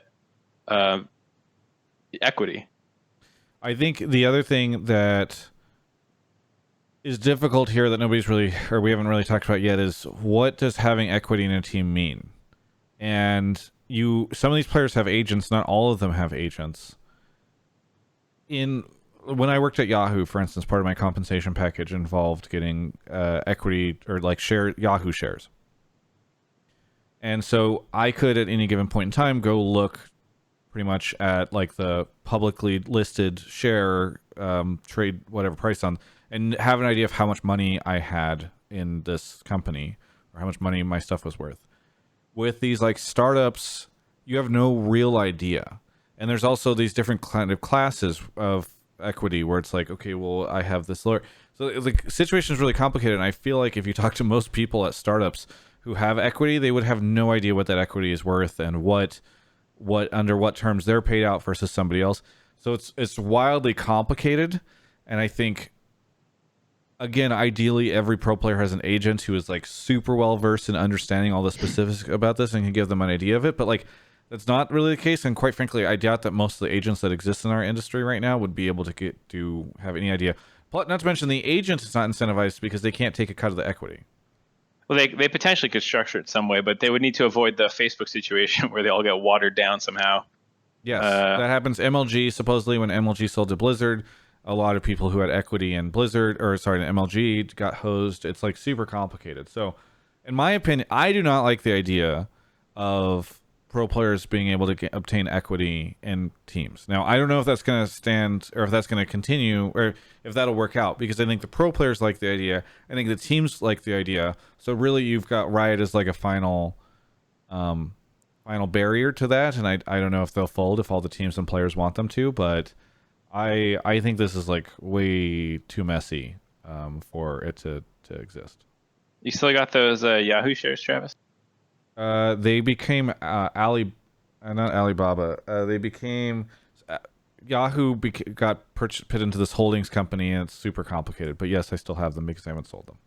Yeah, and I'm not talking about equity as in like decision-making type shares. Like I'm talking more of like the private shares type of thing, like similar to what you got from Yahoo. Like no, Yahoo's a publicly traded company. They weren't private. Right. Well, obviously, but these orgs are not, like they're not traded publicly. Right. So I was more so referring to like offering like private shares. Like the most ownership that someone would have, like a player would have in an org, is like 0.1%. At least, by the way, at least one of these orgs are owned by a publicly traded company. Madison Square Garden Company owns CLG, and they are a publicly traded company, for instance. And so plus it gets even more complicated there. A lot of private, depending on the size of the company, the shareholders agreement might not differentiate significantly between, what kind of powers come with your shares, and so they could end up with voting rights in a lot of situations. I mean, it depends how they're structured, because a lot of times they don't. I don't know. I don't want to get into it. By the way, my financial advisor is in chat right now, thankfully, and he just clarified that it's Altaba stock. That's right. I forgot. Yahoo, when it sold to Verizon, the equity became Altaba stock, which is like a holding company that holds some Alibaba stock. So thank God to my financial advisor for being in the chat so we could clarify that. What a great world I live in. Schmaltz, thank you so much for calling in. Anything you want to say as we move on to the next caller? No, not really. Thanks for having me. Have a good one. You too. All right, we're going to do a quick break, and then we're going to power through some calls because we've got 5 more to go. All right, again, I have to do a break, Mark. We can't. Second sponsor of the night is Movement. Thank you so much to Movement for sponsoring Hotline League and for sponsoring so much of the things that we do. I'm wearing a Movement watch right now. If you've watched my LCS interviews during the summer split, especially towards the end of it, you can see the glasses that I'm wearing. And that Movement, mvmt.com. Go check out mvmt.com/Travis. If you go there right now, it's a big help to me. People see over there that you're checking out my link. It supports me and Mark as we do this show. But they sell a ton of cool stuff. They make watches, they make sunglasses, they make glasses for your... they're called the Everscroll. They're for looking at computer screens. Obviously, a lot of you probably look at them for a long time. Blue light filters on those. They've started making some jewelry based out of LA. Love the fact that I'm partnering with a company based out of Los Angeles, but fantastic stuff over there. I highly recommend it. I think they actually just dropped a new line. If I go look at their main page right now, again, that's mvmt.com/Travis. Yeah, they just dropped their Element Chrono collection, which you can check out as well. Pretty cool stuff on their main page. Anyway, if you go check them out, you get 15% off using that mvmt.com/Travis link, which is in the description of the YouTube video. And if you're watching there, I'll put it in the chat right now as well, so that people who are watching online or in the Twitch chat can check it out. But clicking that link actually helps me out a ton. In fact, so much so that I'm just going to spam it. We lost Mark's webcam. He's going, Mark? Hello. Hi. Your webcam went crazy. I'm confused. Why? Figure it out. Okay. mvmt.com/Travis for 15% off. Check out their watches, check out their glasses, check out all their cool stuff on their site. And we thank them so much for sponsoring Hotline League and so many more of the things that I do as well. Mark's webcam is just gone. It's turned into. I don't know what happened, dude. Did you maybe turn it off and back on again? No, I think it's the cord. I was readjusting to refocus on myself after showing my kitty cat off, and I don't know what's going on.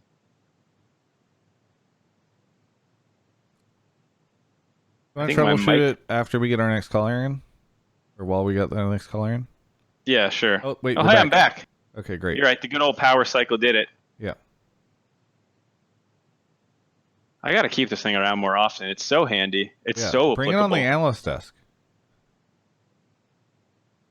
I'll make a different version. Okay. Okay. Go get our next caller, please. Please get the next caller. Couple quick shout outs, by the way. Actually, just one shout out. In the last half hour, only one of you has subbed, and that's Real Aquarius. Thank you, Real Aquarius. I love all your content. I can't wait for the world's interviews, and thank you for the boba suggestion. Boba place is really good. Flim Flam is here. Flim Flam, where are you calling from? West Palm Beach, Florida. Another Florida caller. Another Florida caller. Are you close to Miami? Well, about an hour away, yeah. Okay, close enough. What do you want to talk about on the show tonight? Hey, well, I've been following CLG season 1, and I'm living sorry. through all the ups and downs, yeah. But hey, we got a couple titles. But anyway, I wanted to talk about what how you think their current roster did this split, and how you think they got the moderate success that they got this split compared to Like, how did it end up happening? Are you suggesting, like, or is the question like, how did they manage to do this, or, you know, is this not a good roster? That was going to be kind of my follow-up question. Yeah. I think it's more of a year in review type thing for CLG, right? Since they're dead now. Correct. I mean, they're dead for this. They're dead year. for this year. Yeah. Not dead like Optic is dead. There are some dead teams. Echo Fox. That's true. In that context, they're alive. I would say I was. I don't know. It's kind of hard to put a finger on it. It's like I wasn't mad or like they did bad. And I don't feel like they necessarily underachieved, but it's hard to feel happy. You know, I think this is what depression is, right? You just don't feel anything, not happy or sad. Yeah, it's just like they've been, I don't know, non-existent for 3 splits, but they finally like strung some wins together. Ended up getting 3rd, you know, at Detroit. Right, but then it didn't get them to Worlds, so you're kind of like, Yeah, I'm definitely. it's tough. I think the roster needs some more tweaks, but it's hard to figure out what they are. Like, I liked Wiggly's summer. Rune was just getting started. I wasn't that impressed by him, but you know, I wouldn't want to cut him after a single split. Biofrost and Stixay seem pretty good. PoE is maybe the most up in the air on for me, where I generally like him. But I think I like him more as a second fiddle on a team with like a superstar. And this team doesn't have a superstar. And while he fits in well with the team and that helps them be good, I don't think that they'll ever be this roster will ever reach Worlds in competitive seasons. Maybe in a season where the 3rd place team absolutely shits a brick, but otherwise, I don't know. Yeah, I mean, if you look back at like their MSI success, I mean, they didn't really have a superstar outside of Aframu. Yeah, and that's fair. Stixay looked like a god that split, though. Exactly. Or, sorry, that event. He's never looked like that since. Yeah, that was like flash in the pan. Everything lined up well. Afra was in peak. Yeah, Afra was in peak form, and all this stuff happened. And like, you can look at that and be like, we can get back there, but it's much harder to do and much harder to game plan around than like just being pessimistic about it and being like, we need more help somewhere. Yeah, I would say what Mark said a moment ago really touches on it for me, which is just like you kind of went through the line and you're like, well, Stixay and Biofrost look good and Wiggly had like it's hard to be really objectively excited about any of the players on that lineup right now. There's not anybody where it's just like, oh, this person is like, and I think that doesn't really cut it anymore in the LCS. Like I do think teams have gotten a lot better. You've seen a lot of strength consolidated, and Team Liquid Cloud9 has figured out this ability to just magically build rosters out of sawdust. And then the third team is always got some crazy cool story about them. And so, except for when 100 Thieves makes it randomly in. But They were the second team. But I know. That's right. I just meant they should have been the third. Yeah. They should have been the fourth. But you always end up in. I don't feel like they have the ability with this lineup to really make it through, because it just feels like there's not a spot for them in the way that teams end up qualifying for Worlds and the rosters that those teams tend to have. Yeah, and that kind of brings me to my second question: is what would you think they would change in their roster in the off season? If I was going to look at two things to maybe upgrade, it would probably be their solo laners. I'm not in love with 6A either, to be fair. Like, I think Cody's better than him. But 6A and Biofrost seem to work pretty well together. And like I said, I like PoE, and Rune only had one split. I don't think he was great. Like I said, I think he had a lot of problems, but he at least, played hard, so to speak, where he tried to make things happen. And that's a team where it feels like they need some playmakers, because it does feel a little limited in the early game. But I don't think I have great options to give where it's like, well, they should really get this guy kind of thing. I just think they're in that kind of awkward limbo state, like Travis was saying, where you're not really excited about any of them, but you're also not mad about any of them either. Right. You're not like, oh God, this fucking idiot was running around. I don't feel it's that like way there's no person where you're like, we just need to get, like, a lot of people, nice guy, but we're really upset with Huhi at the end of Spring Split, right? And there was an opinion like this guy has Darshan, to, like, you mean? What's that? Oh yeah, Darshan, sorry. Huhi at the end of last year, and then Darshan kind of became that person at the end of Spring Split. And so I think in both those situations, like, fans had a clear target on, like, a bullseye they could paint on a player and say, like, this is the person, whether or not they were deserving of as much of the hate as they got. I don't think that there is that this year, so it's just kind of hard. And actually, I think most of the players that are on that roster, people like too. Yeah. So it's like they're all likable guys. They all, like, have had good moments and not so great moments, and it's like a difficult roster to talk about going into the off season, because it's like, what do you do? Yeah, and I think it all depends on who's going to be available too. But I was gonna say, it seems like a good year for that, where they're based off that list that Fion tweeted out about how many free agents there are. There should be moves to make there. Especially the weird thing is, like, okay, I'm just gonna name off the NA ones, right? Afro, Huni, Lyra, PoE, Stixay, Medios, Xmithy, Bjergsen, Sven.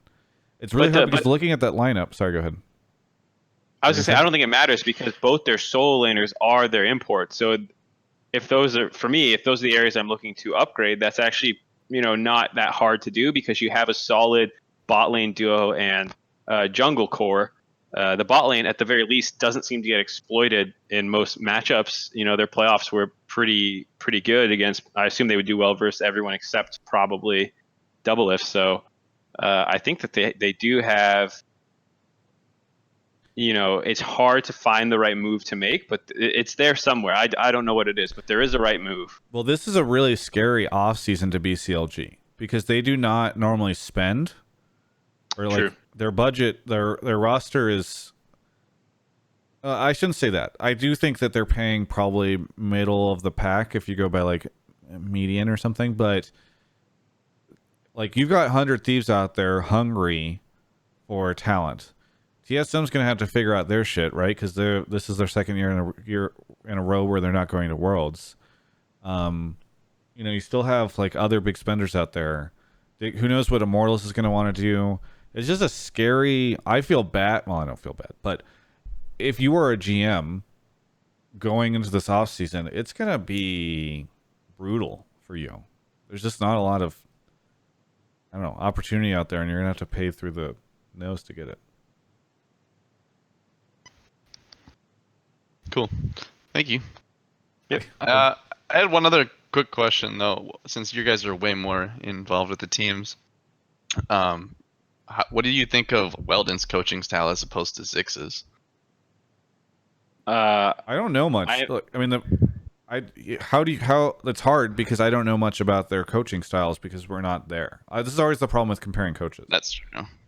Yeah, I would say outside looking in, I assume they're relatively opposite. I mean, Weldon's not an X's and O's guy, and Zix seems to be mostly an X's and O's guy. So I assume they're pretty different, but who knows how different they are, all things Mark, considered. do you think Zix is still at TSM next year? Based off how that part thing was written, I can't imagine. Like he wasn't mentioned. How is your head coach not mentioned in a giant controversy? I mean, maybe like I said when we talked about it, it's just an oversight by Parth because that did feel relatively stream of consciousness-y. Yeah. But it would still be like, well, why wasn't he one of the major decision makers there? You know, you referenced a bunch of other people like the sports psychologist and manager. It seems weird not to mention the coach. I don't think, but I do think Weldon is at CLG next year, which Yes, doesn't I think so, necessarily too. say one is more valuable than the other. You know, maybe it just wasn't the right fit, but I do think that is. If you had told me, okay, hopefully Weldon's not watching.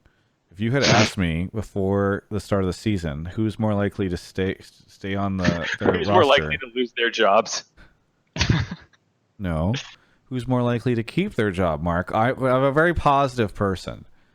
I would have said Zix over Weldon, because in part because Zix is lauded by so many as like this coach, and Weldon has moved around a ton, and his coaching style, I've heard people say, is like, well, he's great at coming in there, giving everybody like the mental fortitude that they need, and then he's the type of coach that needs to go to another team to do that. So, and again, we don't like coaching is one of the hardest things in the world to know who's good and who isn't, and all that stuff from an outside perspective. But it is an interesting turn of events here at the end of this year. True. Cool. Well, hopefully they can turn it around next split. Thanks, guys. Thanks so much for calling, Flim Flam. All right, moving on to the next caller. We only got 15 minutes, so we'll power people in through. the waiting room, we're gonna need to move pretty quick. Yes.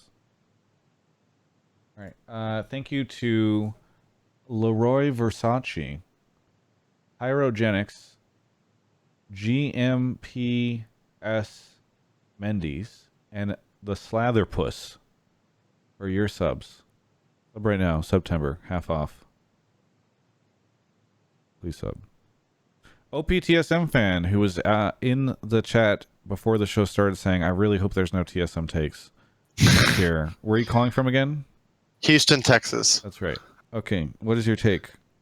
I think that Clutch will totally make it out of the play-in stage and actually take 2 games off of teams in the main group stage. Why? Well, I don't think outside of like an upset from another group to where one of the Pool 1 season play-ins has to play Clutch, I don't think that they lose to anybody to where they're like a big threat to be like upset. Also, for the same reasoning that I think they'll do well in the play-in stage, in both the main stage and the play-in stage, that I think they're a good best of 1 team, and I really like their support staff. Empire is probably one of the people I followed most the past couple of years. He was on that Misfit staff who played 5 games against SKT when Ignar did the Leona back then. They just seem to always have a pretty good game plan when they go up against teams, and they're really good at scouting. Mark, do you have an opposing opinion? Because it's hard for me because I want to say the same thing I said earlier, which was like, I think they're going to make it through play-ins, but is there a reason why they might not make it through play-ins? I think the only reason they wouldn't make it through play-ins is they get a somewhat tough opponent in the best of 5, which can happen depending on if people, I don't know, flop in other groups, or maybe they flop in their own group. And then, that they are similarly, I wouldn't say they were, excessively shallow champ pools in the gauntlet runs and stuff like that, but they definitely had like some S tier picks for them, and then like no A tiers, and maybe like Bs. It felt like there was, like they could win with their Bs against good competition, but It would be nice if the drop off between their best champs and their second best, or like third or fourth best, wasn't quite so significant as it felt.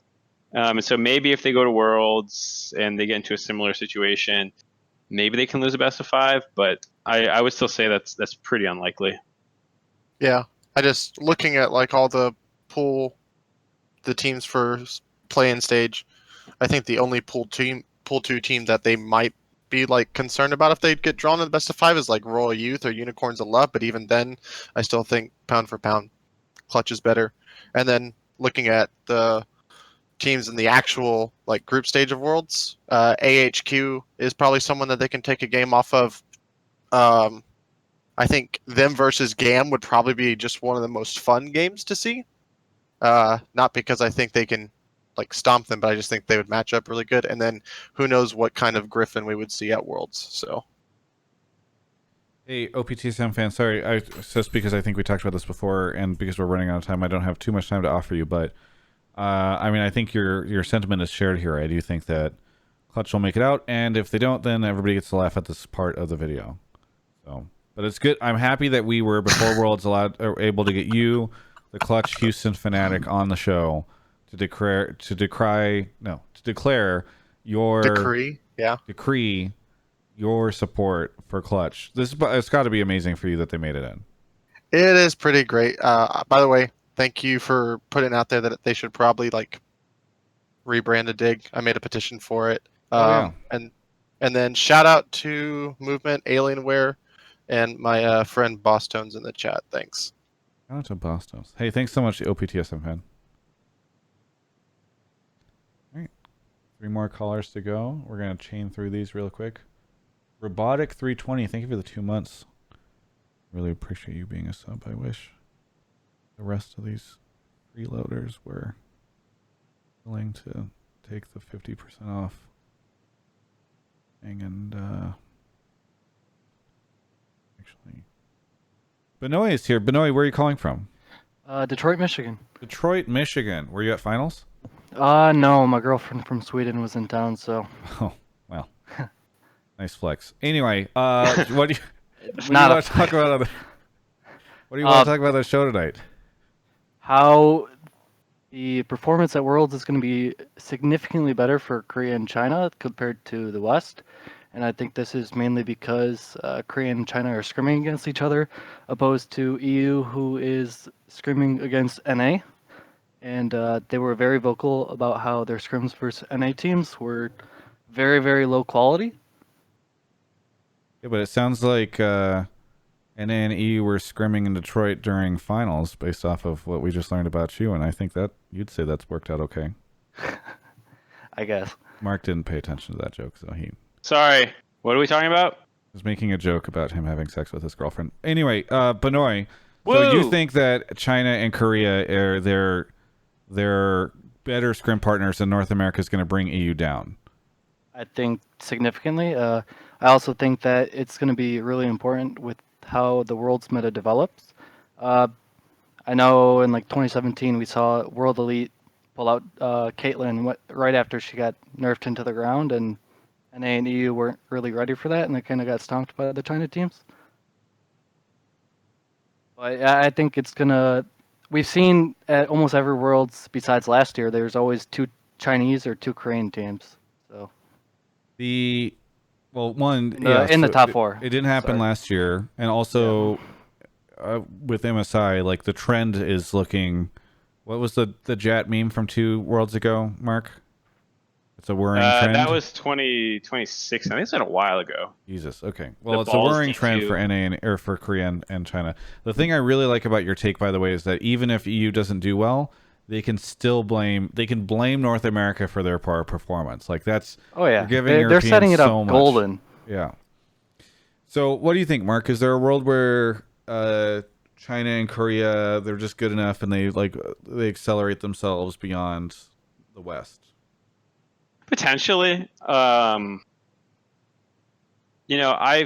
feel like, and this is maybe not as justified in the world after 2018 World Championships, where I never felt like teams seemed like they got exponentially better or worse at Worlds. There were a couple teams that maybe it happened to, like, oh man, that team really flopped or that team really overperformed or something like that. But it didn't necessarily feel like, I saw a team suddenly start doing stuff that I hadn't seen them doing before necessarily. So it's not to say I don't think scrimming good people is valuable, but I don't know how much better you can get in the short period of time that you have. Now, if you're looking to just get the best practice possible, of course you want to scrim the Korean and the Chinese teams and stuff like that, as well as the European teams and vice versa. But these days, I'm not quite sure how beneficial it is. If you're, China and Korea to go to Europe and scrim them, both sides get to see a little bit about each other. There's a little less mystery on what you think the read on the meta is, as well as you've been living in Europe for a month and maybe getting burnt out.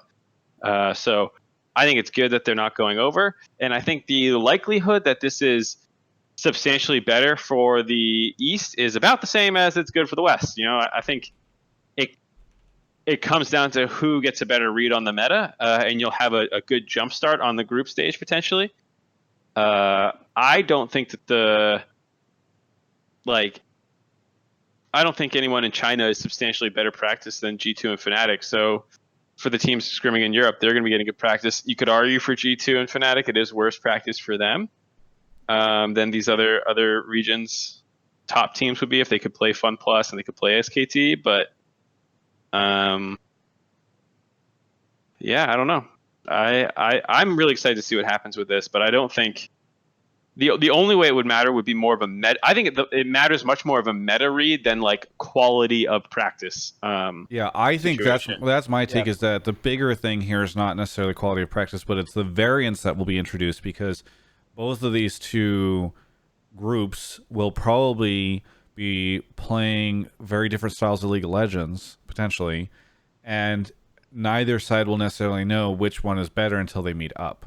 And so I think what we will have is like a really crazy group stage where you just have potentially like we always have, I think last year was the first year where groups was just like no break. This year we've got 1 day off in between, and it's really interesting to know what the first half versus the second half of groups will look like, because I think that's where a lot of the stuff is going to get interesting, is the two sort of styles of the West versus the East that have developed over the course of their scrims will kind of collide.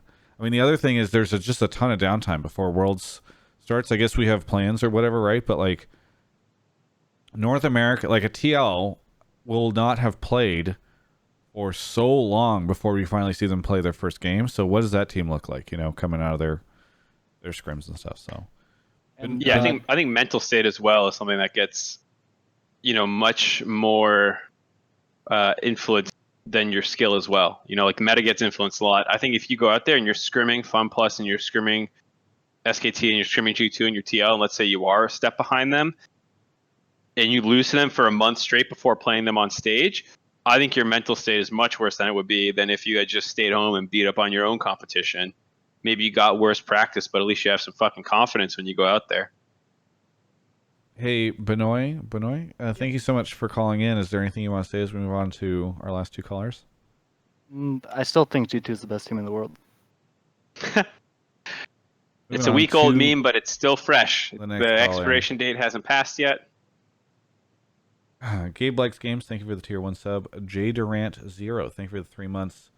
Travis, you timed me out earlier in chat, but it's okay, I still love you. See, that's the commitment that I want from the viewers.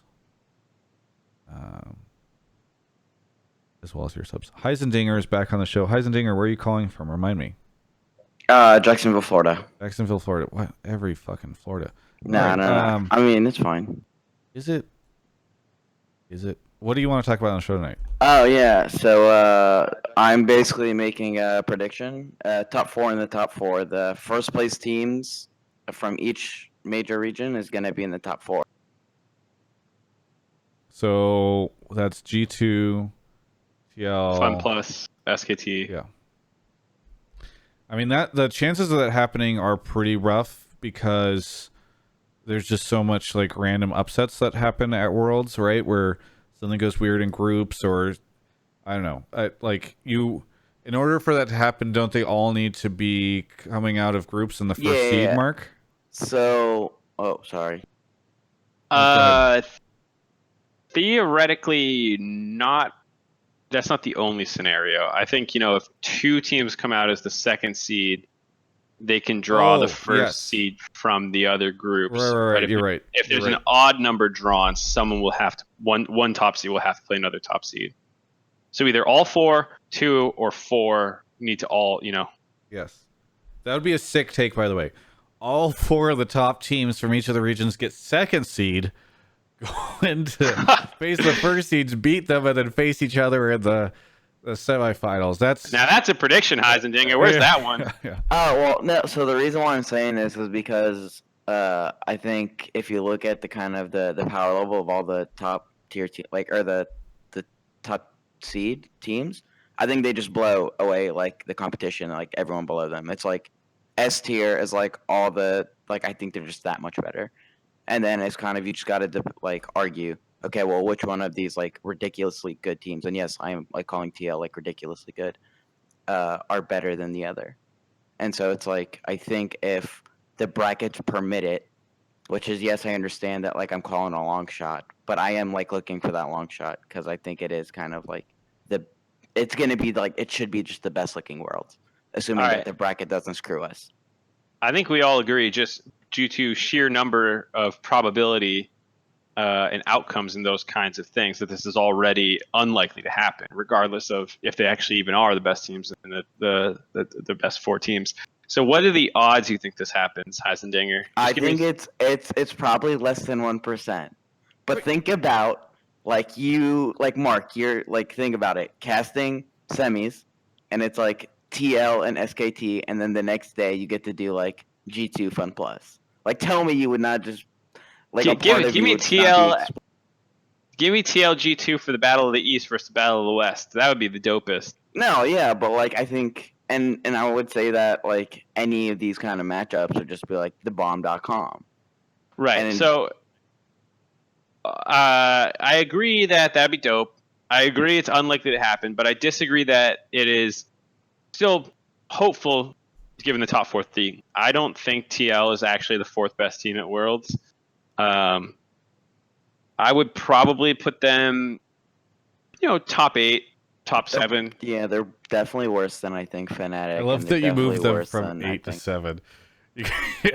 You gave them one more. You moved them up one. For the record, top 8 is still good. Yeah. It's top 8 isn't bad.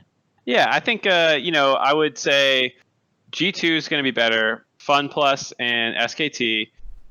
I kind of like Damwon more than Griffin, but who knows? Maybe all 3 of them. Maybe RNG and IG. I think they're definitely better than Splice. So that would put them, I can't do math, that's 9th, and depending on somewhere between 7th and 9th, depending on where they fall there. Don't say they're better than Splice, okay? I don't need more dislikes. Heisendinger, thank you so much for the call. Yeah, it was nice talking to you. Anything you want to say as we say goodbye? I kind of also want to see Unicorns of Love knock out Splice. I remember there was that caller earlier. That would be sick as fuck. Thanks so much for calling in. Yeah. Our last caller. So I was distracted a minute ago. I was looking at our dislike ratio on our videos when we were shitting on 100 Thieves fans, and everyone was really mad at us, or at least the 100 Thieves fans are mad at us, and it wasn't very significant. Right. I was just doing some background check to be was it just a feeling that who's more trigger happy on the EU fans, the downvote button? This is the crazy thing. This is a show that is almost entirely about North America, and yet somehow the EU fans care enough about our region that they come and watch it and dislike it. Come on. It's because they don't make it this far in the show, so I can talk openly about it. Yeah, that's fair. I don't think it's that ridiculous. A bunch of authority figures in air quotes talking about it on their regional show. Someone links it, and then 20,000 extra people watch it from Reddit or wherever. Like it's not that ridiculous. It's not like they're like all 20,000 were hunting. Something was brought up to them and then they reacted to it. What we really need to do is tell the EU fans that the show starts at 8, or sorry, the show starts at 10 when it actually starts at 8, because then they'll miss it by 2 hours. If only this thing called YouTube didn't exist. It was a joke about the tickets. Oh, you're too clever for me. We didn't get a caller on that. Maybe at the end.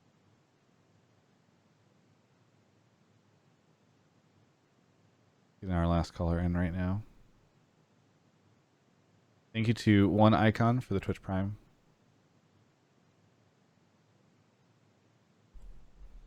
Very nice. Nobody else subs, so we'll sit in silence.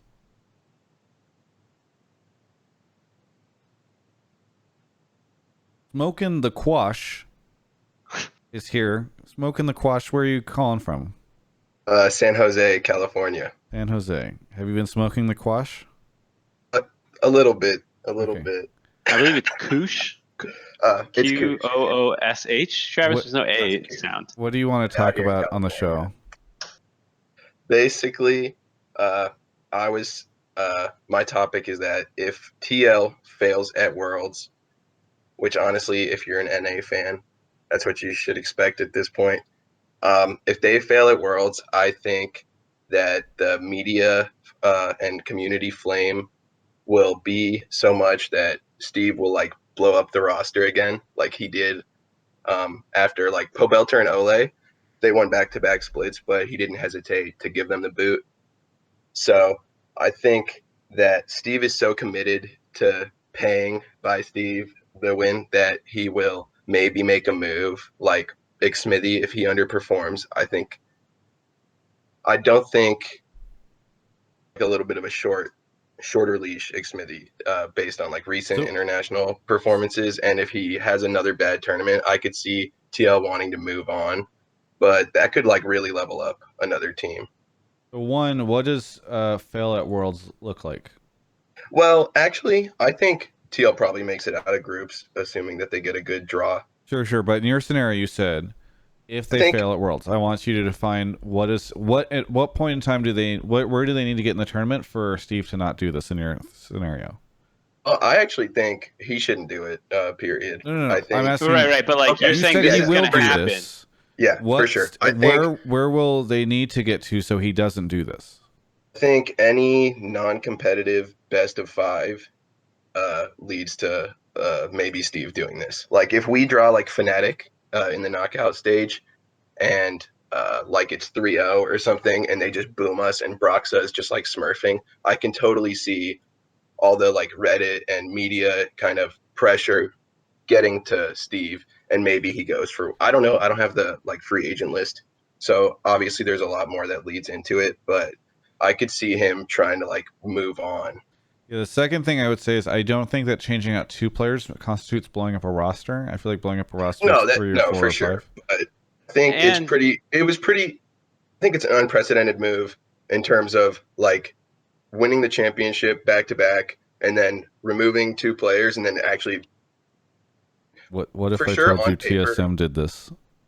Well, I was actually going to bring up the TSM example as a counterpoint. You said it's unprecedented, but Reggie is still dealing with the repercussions. I was going to say it was unprecedented that they succeeded afterwards. And I think it was an easier move because this was, I think everyone agreed that this was like an on-paper upgrade.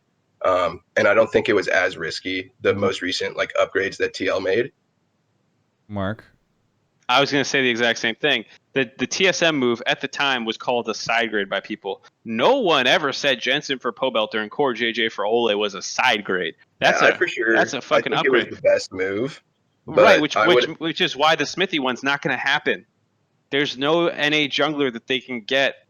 They need to get an NA jungler because Jensen and I think Core Jensen's JJ. a resident now. Jensen becomes a resident, doesn't he? I think he does. Aha! I stand corrected again. Mark, you have a sign. I think Steve has this master Mark, wear the plan. sign. Impact became a resident last year, which allowed them to get Jensen. He becomes resident this year. Steve has this master plan to just import the whole roster until it's all technically NA.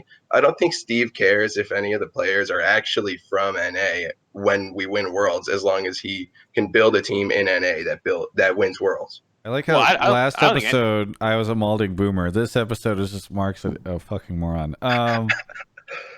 We need this screenshot as one of your emotes. Yeah, I don't think that's how emotes work, but I do think that I'm pretty sure someone can make that emote. I do think usable. that okay, if they don't make it out, of groups, or they they get embarrassed in quarters, I do agree they will make roster changes. I don't know how many. I mean, I think it depends a lot on the performance of the players, because you got to imagine Core and Double are safe. Yeah, I feel like Jensen's probably safe. Impact's probably safe. He's a beast. For sure. I think Smithy is the only one. I think even if it's like Ants, like at Worlds, which I don't see that happening. I also just don't see. I would be hesitant to go find a jungler who doesn't speak English very well. What if you found a European jungler? I know I saw some people mentioning Broxa. Right. But like, that's fine if you can get him, but I wouldn't, go. I don't know. I just see it as a lot less likely than those other ones. Yeah. Just real quick counterpoint to the like non-English speaker. I mean, Impact is Korean, speaks Korean. Core JJ is Korean, speaks Korean. The head coach speaks Korean. It's like, I don't think if they ended up with a Korean jungler, like, this team would be doomed in terms of communication. Mark, Peter's Peter's path throughout all of his career has always been leading him to this point in time, him and 4 imports. All right, that's the team that we will finally be able to win. Double lift and 4 imports. It would be the most American thing ever. Yes. Just outsourcing all of our talent, or I guess outsourcing other people, bringing in people's talent, importing it. And slapping our little logo on it and being like, "Get out there!" It actually ties in my other topic. My other topic was Double Lift should leave NA, but if we can get 4 imports, that's basically. Sadly, the we same don't have thing, time for your other topic, and it's not one I want to go into anyway. The other thing I was going to throw out there is Impact and Core JJ speak actually extremely good English relative to the spectrum of English speaking imports that you can find from Korea. They're on the better end. Now that said, they do have a fair amount of infrastructure. To your point, that they could probably grab an extra one, but who knows? Maybe you're right. Maybe TL flames out. They get blamed. I would bet against it. I think Smithy, a good jungler. I think he's a great jungler, and he's the best NA has to offer. I just don't know if NA is enough. Yeah, and if he gets torn apart, like him specifically, and it's not like, our lanes also didn't do jack shit while our jungler got destroyed. Then maybe that's where you might see this. But I think otherwise it should be safe. Mark, you're frozen again, but it's okay. Hey, thank you so much. My Skype just decided to crash. Thanks for having me. Thank you, Smoking the Kwoosh. The Koosh. Anything you want to say, by the way, any shout-outs? Just shout out the sponsors for keeping everything happening. The movement sunglasses look cool. And shout out my fam squad if any of them are watching. And have a good night, everyone. Yeah, have a good one. All right, that is the show. Oh, you're calling me? I saw it. You said fucking calling back was what you had said. Oh, that was... Yeah, you did. You just typed that. No. Okay, did you mute? I said fuck calling back. Like, don't call back. Oh, I misread. Sorry. It's okay. You've had a lot of F-bombs on the show. I apologize to our partners. I don't think have we ever pretended to be PG-13? Yeah, we maybe try to keep it PG-13. After a certain number of F-bombs, then you become an R-rated movie. What about written ones? Yeah, that's maybe worse because you had it up for a long period of time. Easier to screenshot. Do you have anything you want to shout out? Nope. Not at all. I'm going to be at TwitchCon. I'll see everybody there. But first, I'm going to Mexico. I'll be in Tulum if anyone needs me. Relaxing on the beach with Kelby May. Oh, Me, did myself, Bro and a never good get place back for to you worlds. Oh, about tomorrow? tomorrow?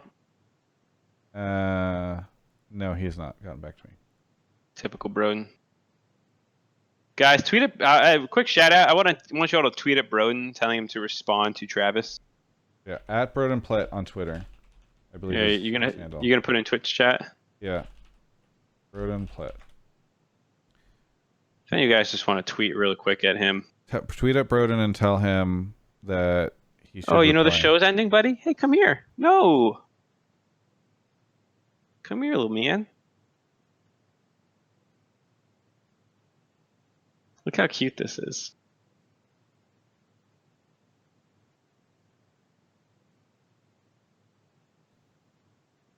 He's just rubbing his face on my legs. Come here, little boy.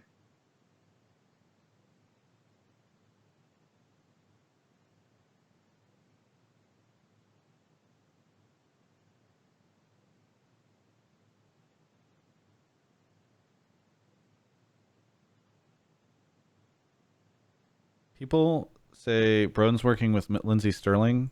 Yeah. Yeah, that's what you get when you start working with me, all right? You get access to top tier talent. He did a documentary on Marshmello earlier this year. That's the show.